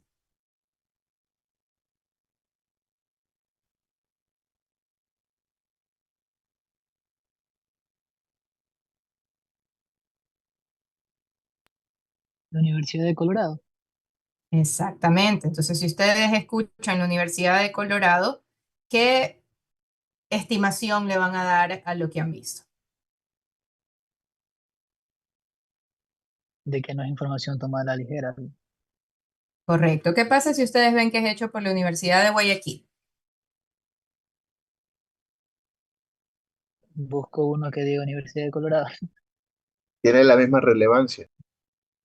Debería de tenerlo, chicos, ¿sí? Debería de tenerlo. Y de hecho, si nosotros sacamos un producto así en otro lado y ven Universidad de Guayaquil, su universidad todavía aparece en la lista de universidades reconocidas. ¿De qué depende que eso siga? De nosotros, ¿sí? Y de lo que hagamos. Entonces, ese es el deber ser de la universidad, que la universidad pueda producir este tipo de recursos con alguien que tenga la habilidad de hacerlo. Yo no tengo habilidad para eso. Mis habilidades son para interacción con personas, tengo otro tipo de habilidades. Pero si fuese, por ejemplo, una docente que tiene la habilidad de hacer podcast, de hacer animaciones, como sí hay otros docentes en nuestra cátedra que lo hacen, eso es un buen recurso y es de la Universidad de Guayaquil. Entonces, pero no es lo mismo que yo lo vaya a buscar simplemente en Instagram de una persona que no tenga una revisión o formación en la especialidad. ¿Qué pasó en la época de COVID? Hablaban de COVID todas las especialidades médicas, el que sabía y el que no sabía. Entonces, eso no fue lo correcto.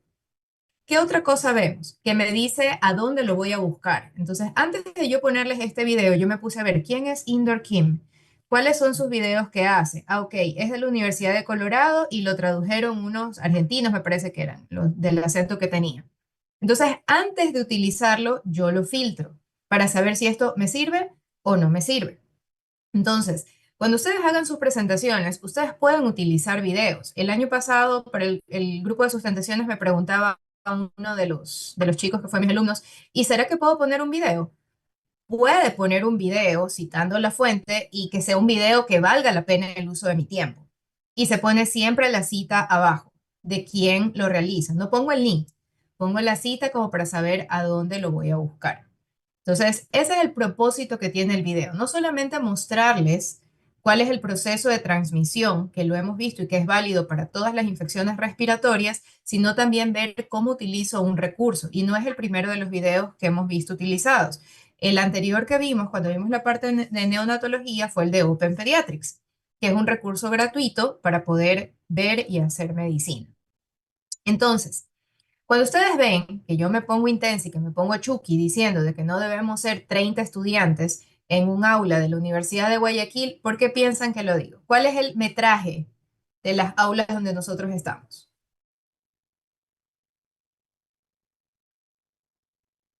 ¿Cómo estaban ustedes en clases de anatomía? No sé si ustedes todavía alcanzaron esas clases de anatomía de que la gente llegaba hasta el pasillo ahí sentada. Peor todavía. Entonces ustedes recuerdan que vieron anatomía virtual. Entonces ustedes no vivieron la aglomeración de las clases de anatomía donde ya parecía que los estudiantes se rebosaban de las ventanas, así como que fuera la metrovía. O sea, no es el deber ser. Y miren con qué pena que ustedes dicen vimos virtual. Entonces, eso nuevamente refuerza lo que anteriormente estaba diciendo respecto a lo que estamos estudiando. No podemos hacerlo de manera virtual todo, al menos no esta carrera. Y sigo en rebeldía y seguiré en rebeldía. Entonces, ¿qué tenemos dentro de la transmisión? Yo puedo tener no solamente esta infección respiratoria. La gente se preocupaba mucho del COVID, que sí, que el COVID que me pongo esto y no se pone a pensar en tuberculosis, que es lo que decía ahí. Partículas más grandes es el mismo método de transmisión. Entonces yo no me preocupo solamente porque me voy a contagiar de un resfriado con ustedes en clases. Basta que una persona tenga tuberculosis en la sala de 30 chiquita para que el resto ya nos contagiemos. Entonces es cuestión de salud pública. Lo mismo con cualquier otra enfermedad contagiosa. ¿Con qué medidas vimos que lo podíamos evitar? Además de reducir el número de personas. el uso de mascarillas. Mascarilla siempre que haya personas sintomáticas, ¿sí? Entonces, todo sintomático o no va, que no debería ir, o debería utilizar una mascarilla. ¿Qué más? Lugares ventilados. Ventilarlo. Y eso es lo que ustedes hacen en un hospital donde no tienen filtro EPA. ¿Qué hacen en los hospitales que no tienen filtro EPA? Tienen que abrir la ventana, ¿sí? Y tienen que mantener la puerta cerrada. Mantener la puerta cerrada de las habitaciones no solamente una estrategia de prudencia cuando estoy pasando visitas, sino también es una medida de que no entren ni salgan microorganismos de el hospital. En nuestro hospital tenemos una situación más particular, que abren la ventana porque hace frío. Y como abren la ventana porque hace frío, entran los mosquitos, las moscas, las pulgas, todo entra por ahí afuera. Y entran los criptococos. Un hospital oncológico no debe ser, pero la gente abre la ventana porque hace frío. Entonces, explicarle a los papás cuál es la razón funciona, chicos. Demora, pero funciona. Entonces, vimos transmisión y vimos prevención. Están las dos de la mano. Si no sé cómo se transmite, no sé cómo prevenir. Entonces, ¿qué tengo que hacer? El descanso es lo mejor. Asegurarse que el niño descanse. Eso quiere decir que no va a la escuela, ¿sí? Y entiendan, yo soy una generación de transición. En mi generación se podría caer el mundo y yo no iba a la escuela. Como infectóloga, uno ya empieza a cambiar la mentalidad. Uno necesita descansar y es lo que aprendimos del COVID. El problema es cuando se van del otro lado y malutilizan el descanso. Mantenerlos hidratados. Asegurarse que el niño beba adecuadamente fluidos y se mantenga hidratado. Mucho de la irritabilidad que tienen los niños que están enfermos es por la deshidratación. La fiebre deshidrata, la taquimia deshidrata, el interferón deshidrata. Y cuando yo tengo un virus, es como que estoy disparando interferón para todos lados y necesita agua. Entonces, el mejor remedio es hidratar al paciente. ¿Y qué quiere decir hidratar? Puedo darle suero oral, puedo darle agua simple o puedo ofrecerle mayor cantidad de fluidos de lo que usualmente recibe. ¿Y cuál es el mejor fluido para hidratar a un paciente que está resfriado?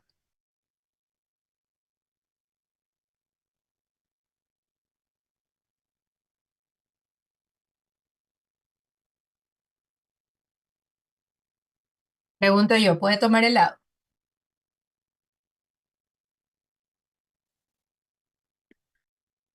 Entonces, ¿por qué le prohíben a los niños los helados cuando están con gripe?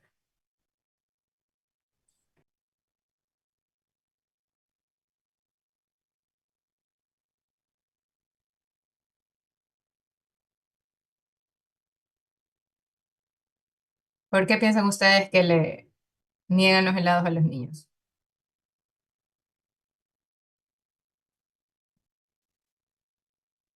¿Y eso qué tiene que ver con el resfriado?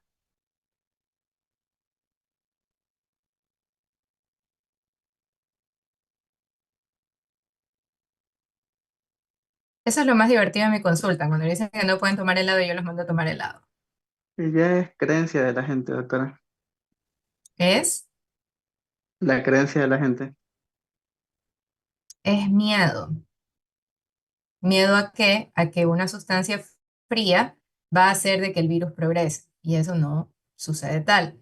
El frío sí paraliza los cilios y el mecanismo que tengo para defenderme. Es decir, el frío eh, va en contra de lo que hace mi nariz, de calentar el aire para evitar que aparezcan menos virus. Pero eso no me va a pasar con un helado. Con un helado yo no voy a cambiar la temperatura ambiental.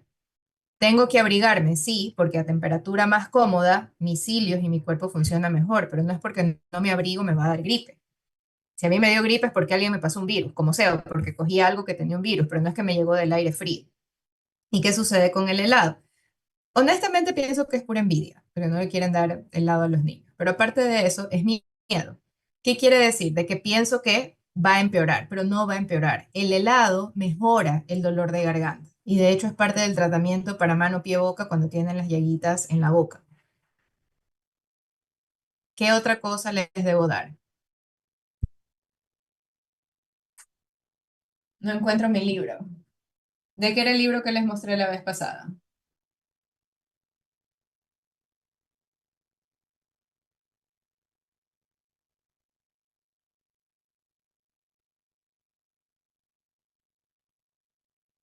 Tiene relación con la respuesta, por eso se los pregunto. Ay, no está aquí, ya me lo han cogido. Ya me han cogido mi libro.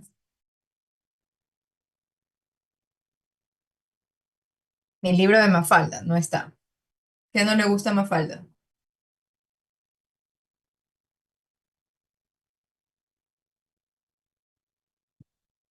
No está mi libro, tengo que empezar la búsqueda. No sé dónde está mi libro de Mafalda.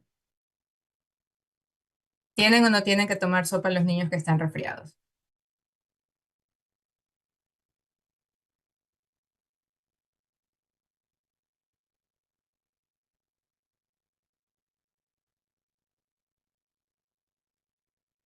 En ese momento necesita agua. La sopa no es alimento, pero estamos hablando de una medida extrema donde el niño necesita agua. Entonces sí, tomamos medidas extremas, les damos sopa a los niños.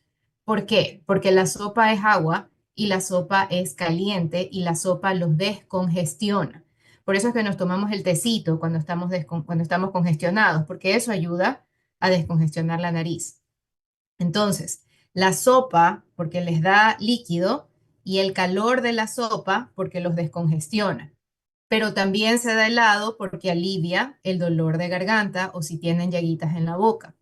Entonces, ¿cómo yo introduzco los líquidos? Ustedes no le van a decir a un niño que se tome esto de agua. Uno sabe porque ya tiene que hacerlo.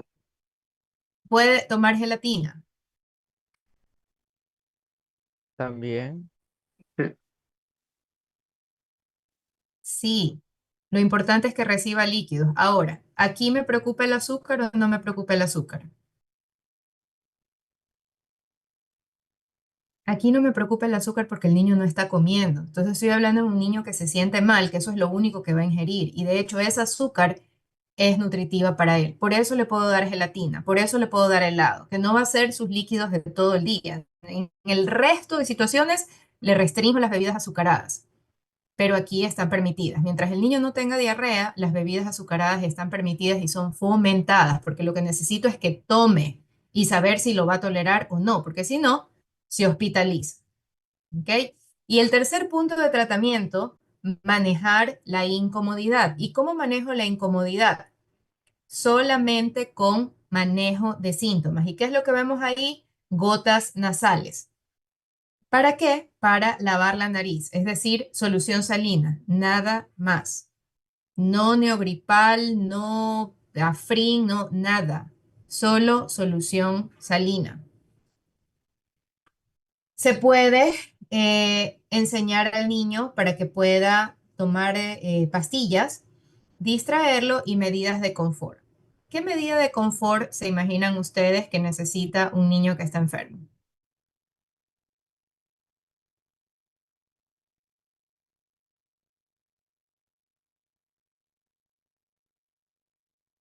¿Cuántos de ustedes no se calman cuando abrazan a su mamá? Yo, doctora. Por eso pregunto, no deben ser todos, porque la relación de cada uno es diferente, pero la mayoría de ustedes se calman cuando abrazan a su mamá. Entonces, eso necesita un niño pequeño. Abrazar a su mamá, abrazar a su perrito, abrazar a su peluche, esas son medidas de confort. Entonces, sí, chicos, esto es pediatría, no es fuera de programa que yo mencione técnicas para calmar a un niño, porque esos son los pacientes que yo trato. De hecho, en el hospital donde yo me formé, hicieron un estudio piloto en la emergencia de medidas para disminuir el disconfort con pinchazos y probaban si efectivamente el niño se distraía más dándole una tablet, dándole un juguete o dándole la mamá para que lo tenga mientras le tomaban una muestra. Y eso ayudó a que el niño tenga menos necesidad de utilizar analgésicos o anestésicos cuando le estaban haciendo el pinchazo. Entonces, sí es evidencia y sí es ciencia y sí es medible. Entonces, por eso es importante de que yo sepa qué tengo que hacer. Entonces, el niño no es que está malcriado, no es que está engreído, está enfermo. ¿Necesita afecto? Sí.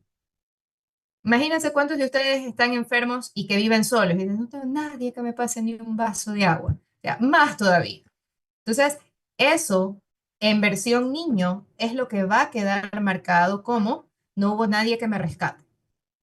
Entonces, recuerden, todas las actitudes que nosotros tenemos de niño son un reflejo o un espejo de situaciones que como niño no comprendíamos o que no logramos procesar. Entonces, recuerden qué sucedía cuando ustedes eran pequeños, quién los cuidaba, cuando estaban enfermos, quién les daba la sopita, quién los abrazaba, quién los llevaba al médico, para saber si efectivamente tuvieron esa medida de control y de contención y qué los calmaba a ustedes.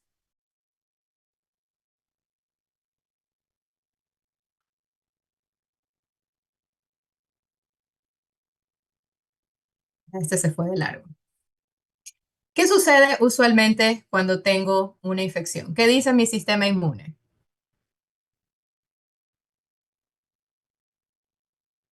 Este es el interferón, ¿sí? Entonces, aquí tenemos lo que sucede cuando efectivamente tenemos una infección y por eso es que podemos tener un efecto inflamatorio como el que vimos anteriormente.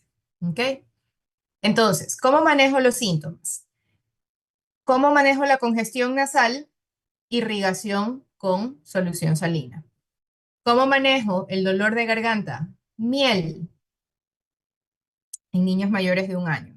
Y esto vale para los dulces. ¿Qué caramelo venden en el bus para el dolor de garganta? En el bus o en el semáforo. Ahumado. Ahumado. Mal. Todos los conocemos y es buenísimo. ¿Por qué? Porque es dulce. Entonces sí, el azúcar calma el dolor de garganta. Entonces, si yo tengo dificultad porque me duele la garganta, los caramelos de chupar ayudan.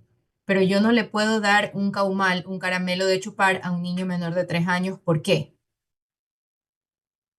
Exacto. Entonces, esto es válido para niños mayores de 3 años.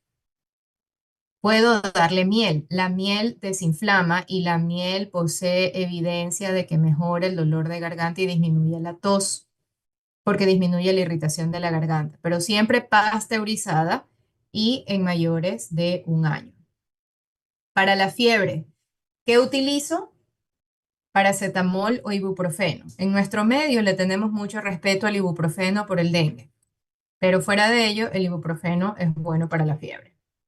No se recomiendan medicinas para la tos o para los resfriados en menores de 6 años. Pura fisiología, chicos. El reflejo de la tos no aparece sino hasta después de los 6 años. Entonces, yo no puedo pensar de que con un remedio voy a hacer que el niño tosa más y que expectore. Así que eso es puro marketing. Decir que el jarabe para la tos le va a quitar la tos al niño pequeño, porque no tiene reflejo de tos para expectorar. Menores de 6 años no se da jarabe para la tos. ¿Cuánto cuesta un jarabe para la tos en promedio?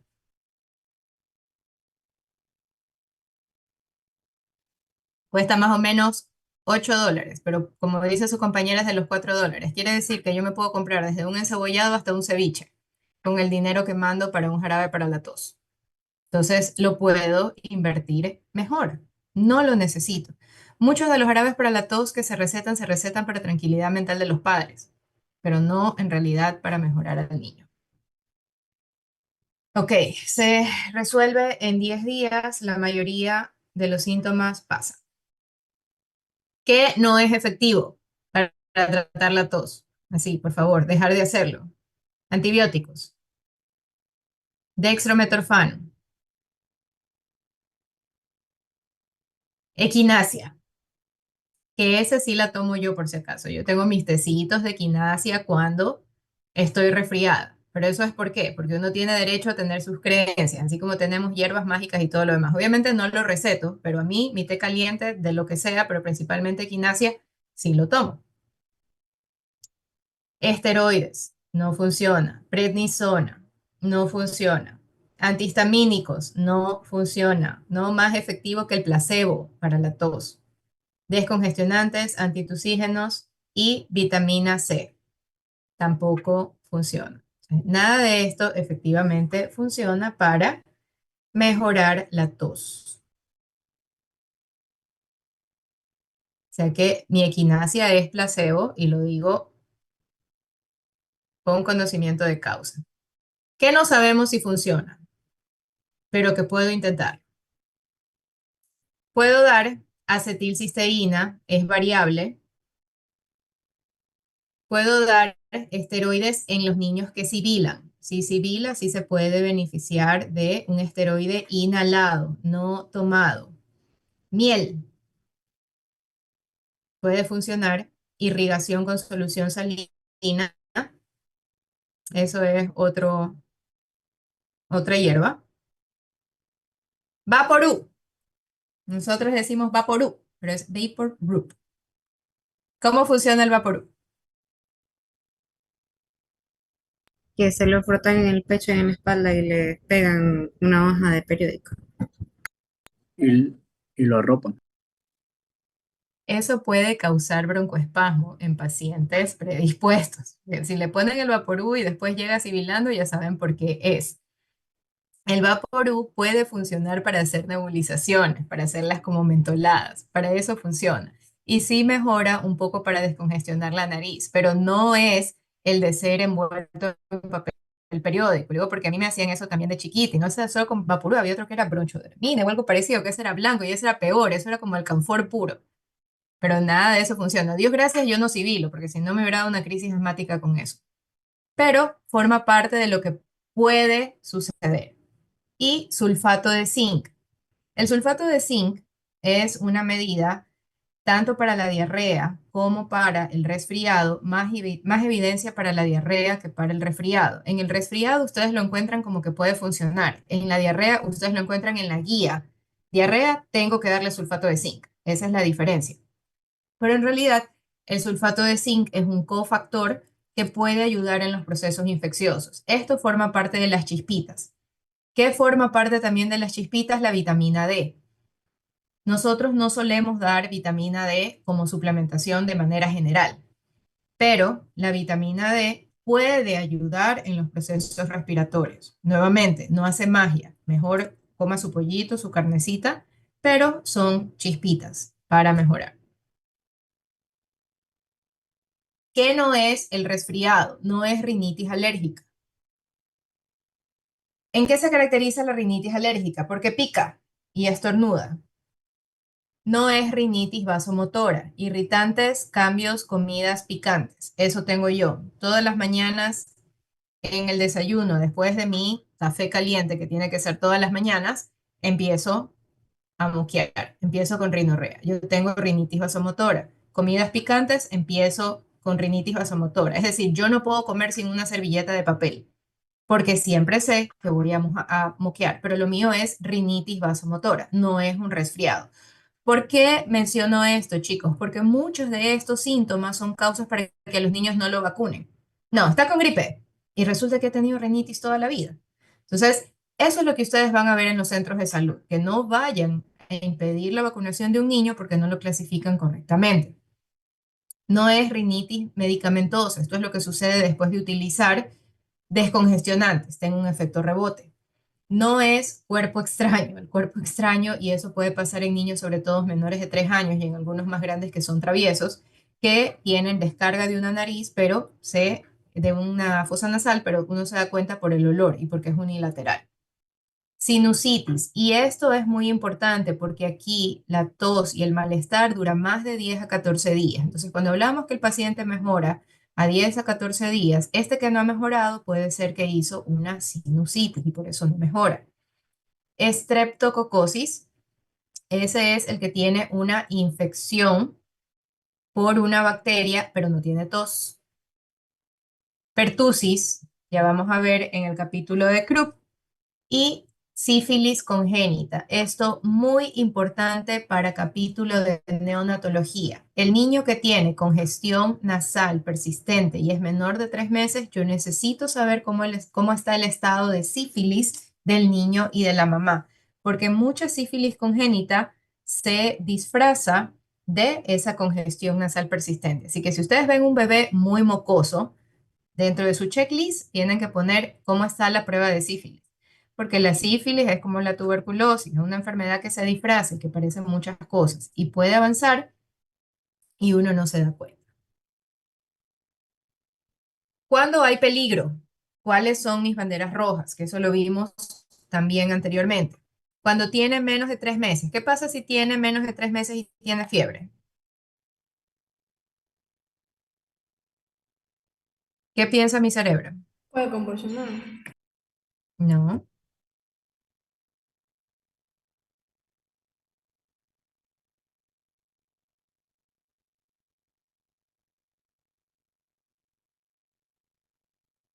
¿Qué pasa si un niño tiene fiebre y tiene menos de 3 meses?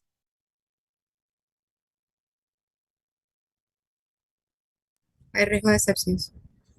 Sepsis, ¿sí? Está séptico. Por eso lo ingreso. ¿Por qué decimos hasta 3 meses? Porque recuerden que puede haber sido un prematurito, que nació casi 32, 33 semanas antes y legalmente tiene 3 meses, pero es como que fuera un neonato. ¿Y neonato con fiebre qué tengo que hacer? Ingresar. Esta. Ok. Si tiene fiebre por más de 3 días, ya vimos que la fiebre, los 3 días son como la frontera para decir me preocupo o no me preocupo.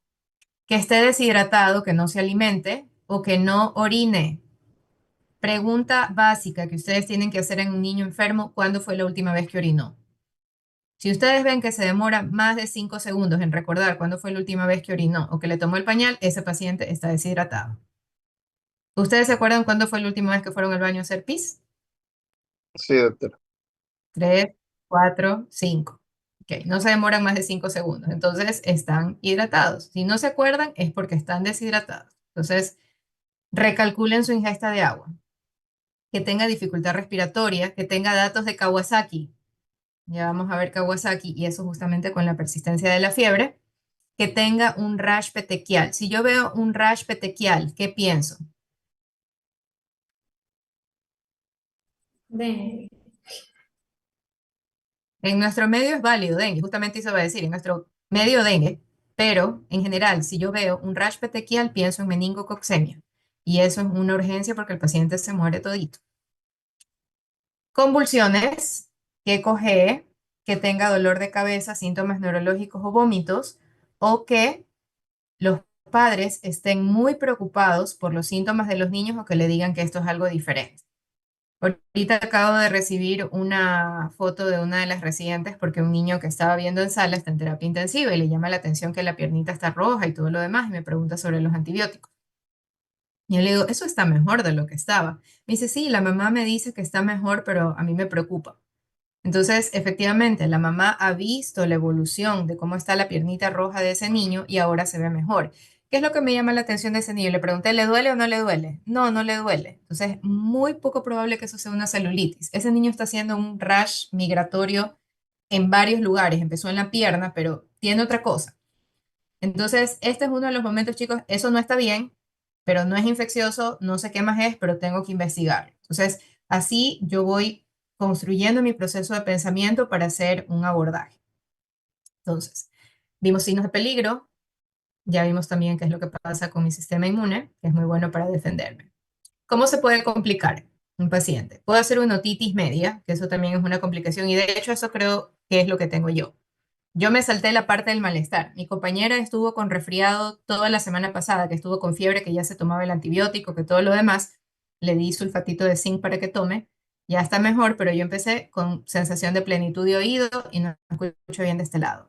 Y generalmente conmigo, después de un proceso respiratorio, se me inflama el oído. Y desde pequeña siempre he tenido problemas de otitis y todo lo demás. Entonces, eso de ahí es una complicación de una infección respiratoria. No que a Dios gracias me salté la parte fea. Sinusitis, que ya vimos, es una complicación.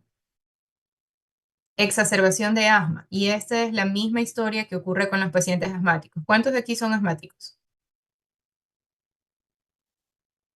Solo uno, de 30. Muy poquito. Suelen ser por lo menos 2 o 3. Nadie más. Yo era asmático en la niñez, doctora. Yo también, cuando estaba pequeña. No les digo, siempre son 2 o 3, de 30. Ese es el porcentaje. Que se hayan mejorado, sí, porque algunos resuelven y esa es exactamente la historia y eso lo veremos en asma. Uno continúa hasta la adultez y los otros dos mejoran, pero siempre son 3, chicos. Entre el número siempre son más o menos 3. Esa es nuestra prevalencia. Entonces, usualmente, quienes son asmáticos, se les atraviesa un moco y sibilan.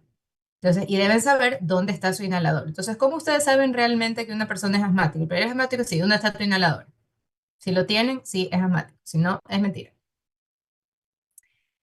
Y también uso no prudente de antibióticos, que esto es parte del pan de cada día, chicos, ¿sí? Y la tentación es grande y en desesperación todos caemos, de decir, hay que poner antibiótico porque me preocupa.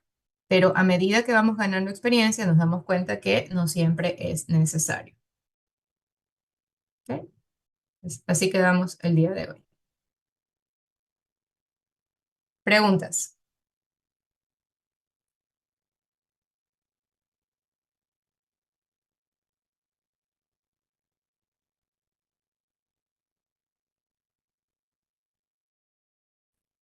Preguntas hasta aquí. Yo sí pregunto, ¿cuándo fue la última vez que alguno de ustedes estuvo resfriado?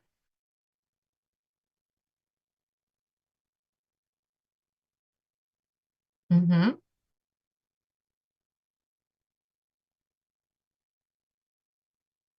ujú. Gracias, Denise. ¿Quién más ha estado recientemente enfermo? Estamos enero, febrero, marzo, abril, desde que empezó el año. ¿Quién ha estado resfriado? Hace una semana, doctora. ¿Ok? Entonces, si se dan cuenta, miren la tendencia. 4 meses, un episodio. En 4 meses yo he tenido también un episodio.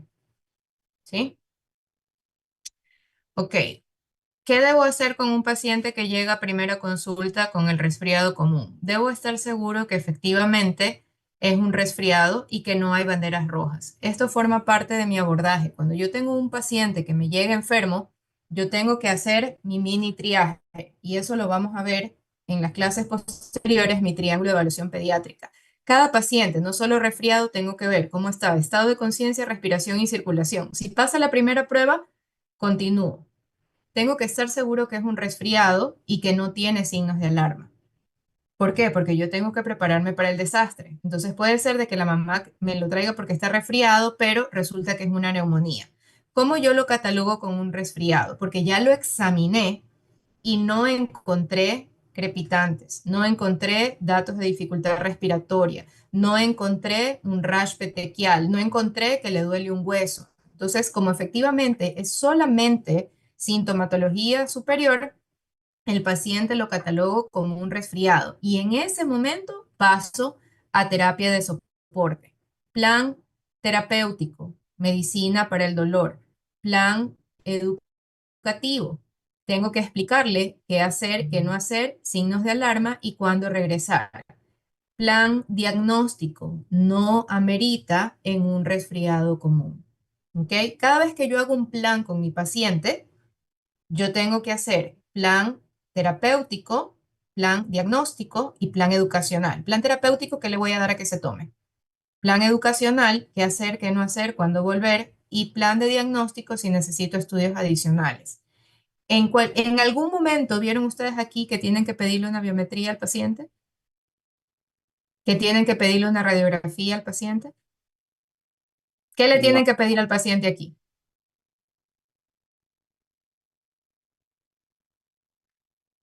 Nada. Pero ¿por qué sé que no tengo que pedirle nada? Porque ya lo examiné, chicos. Entonces ahí es donde ustedes tienen que embestirse de su rol de médico y decir, yo examiné al paciente. Y porque examiné al paciente, llego a esta conclusión. Porque no tiene crepitantes, no le duele la panza, tiene buen llenado capilar, me responde, lo veo que está jugando y sé que es un resfriado. Entonces ahí sí hice mi análisis, ya descarté todo lo demás, mi análisis es un resfriado común. No hay signos de alarma, paso a mi plan de soporte. Entonces eso sería el abordaje que llega a primera consulta por un resfriado común, que sí debe ser sospechoso, que llega varias veces por la misma causa. Entonces, si ya me llega varias veces por la misma causa, ¿qué más está pasando? Ahí sí, tengo un diagnóstico alternativo, no es grave, pero tengo un diagnóstico alternativo. ¿No será que este paciente tiene un cuerpo extraño? Eso lo veremos más incluso hasta bronquiolitis, que se confunde bronquiolitis y resulta que se le fue un pedazo de zanahoria por ahí atravesado. Entonces, eso es, en términos generales, cómo yo organizo o hago compartimentos de lo que tengo que hacer. Yo me tengo que imaginar que en mi cabeza yo tengo un algoritmo así como de libro. A ver, pasa esto, hago lo de acá. ¿Alguna otra pregunta?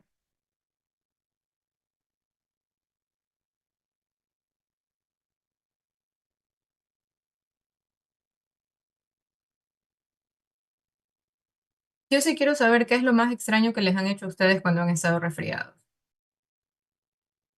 Hasta ahorita el que va ganando de los que han contado en clases es ponerle cebollas en los pies. Leche con ajo sí he escuchado, eso también es frecuente. Pero el de las cebollas en los pies todavía nadie le gana. Estoy tratando de ver si hay alguna que es así más exótica. También le ponen el Big Vaporú en la planta de los pies. Ujú.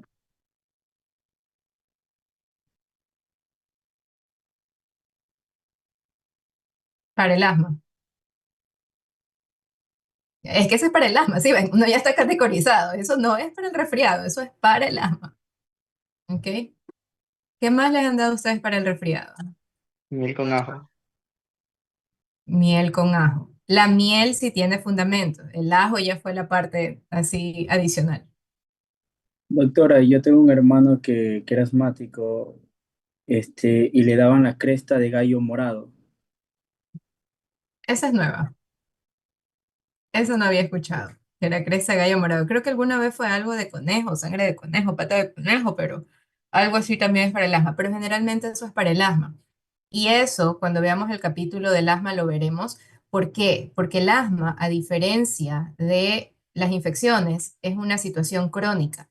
¿Y qué es lo que sucede para todas las enfermedades crónicas? Siempre tratamos de buscar alguna cura así, como para bajar de peso. ¿Sí? Para bajar de peso, es me tomo eso y ya, bajé. Es como que me pongo una furosemida y ya bajé de peso. Así, igualito es el concepto para las enfermedades crónicas. Afortunadamente las infecciosas no, y eso es lo bonito de mi especialidad, que las infecciones se van a curar. O se muere o se cura, pero son pocas las que son crónicas. Solo el VIH es la única que es así como que larga. Hepatitis B algo, pero en niños no es muy frecuente. Ok, entonces, no lo que les han hecho a ustedes. ¿Qué es lo más extraño que han hecho ustedes para curarse una gripe? O sea, suelen decir que las hojitas de eucalipto, o sea, antes las personas en esta época de COVID decían que se ponían en medio de la mascarilla, se ponían hojitas de eucalipto o a los niños les ponen en las funditas para las almohadas. Y también mi mamá dice que ella no le dio COVID porque ella siempre andaba con las fosas nasales llenas de mentol. Yo no sé, pero ella Llenas dice eso. de... Llenas de mentol. Mm, ok. Entonces, ¿qué pasó cuando yo tuve COVID la segunda vez? En esa época, yo ya tenía a la señora que me ayuda aquí en mi casa. Y de hecho, la señora que me ayuda aquí en mi casa, yo existo y vivo gracias a ella. O sea, ella viene en las mañanas un ratito porque viene a pasear a mi perrito cuando yo no estoy en el trabajo. Y los viernes, pues viene ya casi un día completo. Entonces ella me vio que yo no fui a trabajar y que estaba enferma. Y muy acomedidamente me dijo, no, le hago un tecito. Yo pruebo el tecito y esto sabe raro.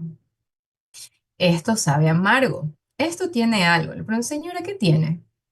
No, es que son unas hojitas de neem. Entonces, en los parques o alguna otra cosa, está la plantita el neem. Y ustedes si ven, creo que en la Avenida Las Aguas hay una publicidad así grandota de neem, que para las defensas y todo lo demás. O sea, en cualquier otra situación, las hojitas de neem no me hubieran preocupado. Pero ¿por qué sí me preocupó en ese momento? Porque en ese momento yo estaba tomando isotretinoína para el acné. ¿Sí? Entonces, aquellos que han sufrido de acné en la edad adulta, a mí me dio en el internado y me dio ahora como a los 35, 36 años, la segunda vez que me dio, la isotretinoína es horrible para todo, para todo. Yo estaba deprimida en el internado y no sabía por qué. Después me enteré que parte de los efectos adversos de la isotretinoína es causar depresión. Yo sentía que estaba con una nube negra y no sabía por qué, era por la isotretinoína. ¿Por qué me preocupó estar tomando isotretinoína y las hojitas de neem?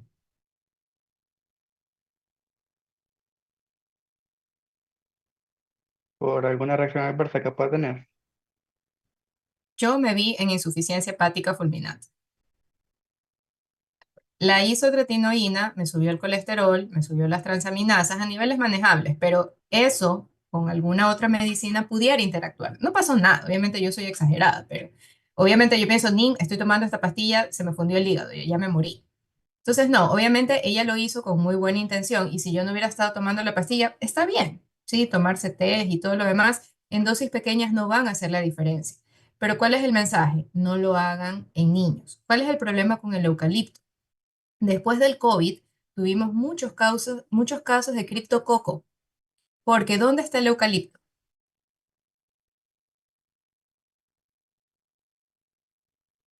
El bosque. Ya no es en la selva húmeda. Y ahí hay criptococo. El criptococo está en todas las materias en descomposición. Entonces, ¿puedo utilizar el eucalipto? Sí, pero necesito tenerlo limpio. Y para eso tengo que pasarlo por agua caliente y todo antes de vaporizarlo y todo lo demás. Entonces, eso es lo que pasa con las hierbas. Las hierbas pueden tener efectos agregados con medicamentos o pueden tener efectos infecciosos. Es lo que pasa con la agüita de manzanilla para el orzuelo.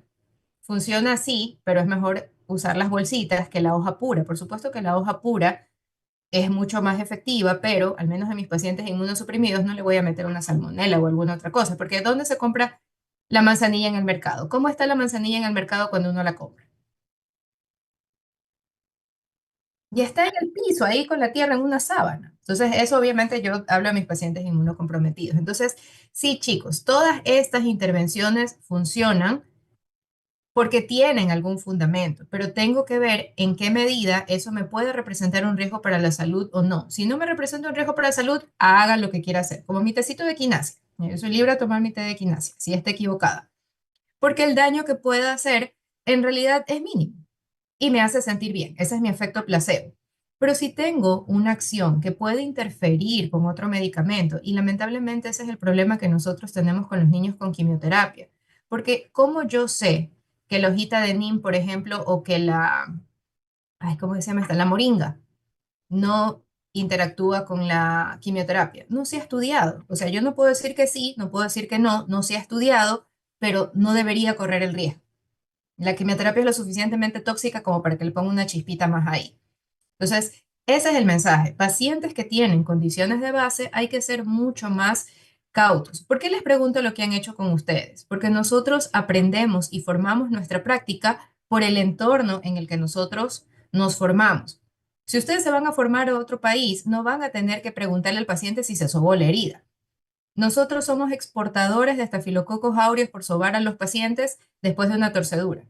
Cuando hubo la migración a España, en España empezaron a aumentar los casos de celulitis por estafilococos aureus meticilino resistente de la comunidad, y que eran ecuatorianos que sobaban a los pacientes allá en España. Así de folclóricos somos nosotros. Entonces, sus prácticas se forman por el ambiente en el que ustedes están, que es bueno. Porque ¿cómo creen ustedes que yo sabía que la grasa de culebra se utiliza para el asma? Porque eso es conocer nuestro medio, chicos. Como me dicen el de estas de cebolla, ya lo conozco. Y eso es conocer lo que hace en nuestro medio para poder orientar. Ustedes probablemente no se encuentren con el niño que le soplan alcohol y que lo ortigan. Se encontrarán con otras cosas si se van a otro lado. Por eso les pregunto qué han hecho con ustedes. ¿Y por qué les pregunto qué han hecho ustedes? Porque en el momento que ustedes han estado desesperados porque están enfermos, ahí entienden efectivamente cómo uno puede tomar decisiones que no son precisamente científicas. ¿Sí? Entonces, eso forma parte de entender cuál es el proceso de pensamiento de lo que sucede con un paciente. ¿Alguna otra pregunta, chicos?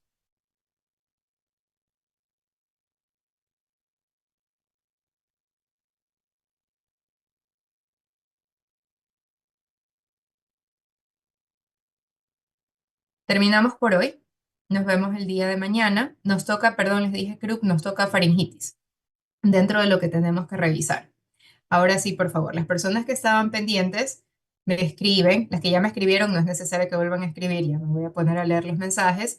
Y si es que me he demorado más de una semana en contestarles, por favor, mándenme otro mensaje para hacerme acuerdo. El tiempo prudencial, así como para no ser intenso, es que si no he recibido una respuesta, después de una semanita hago la pregunta. Porque ya les digo, yo todos los he leído. Si no les he alcanzado a contestar es porque definitivamente fue mi fin de semana que traté sí de disfrutarlo bastante y de desconectarme para poder seguir trabajando, que eso es parte de lo que tenemos que hacer.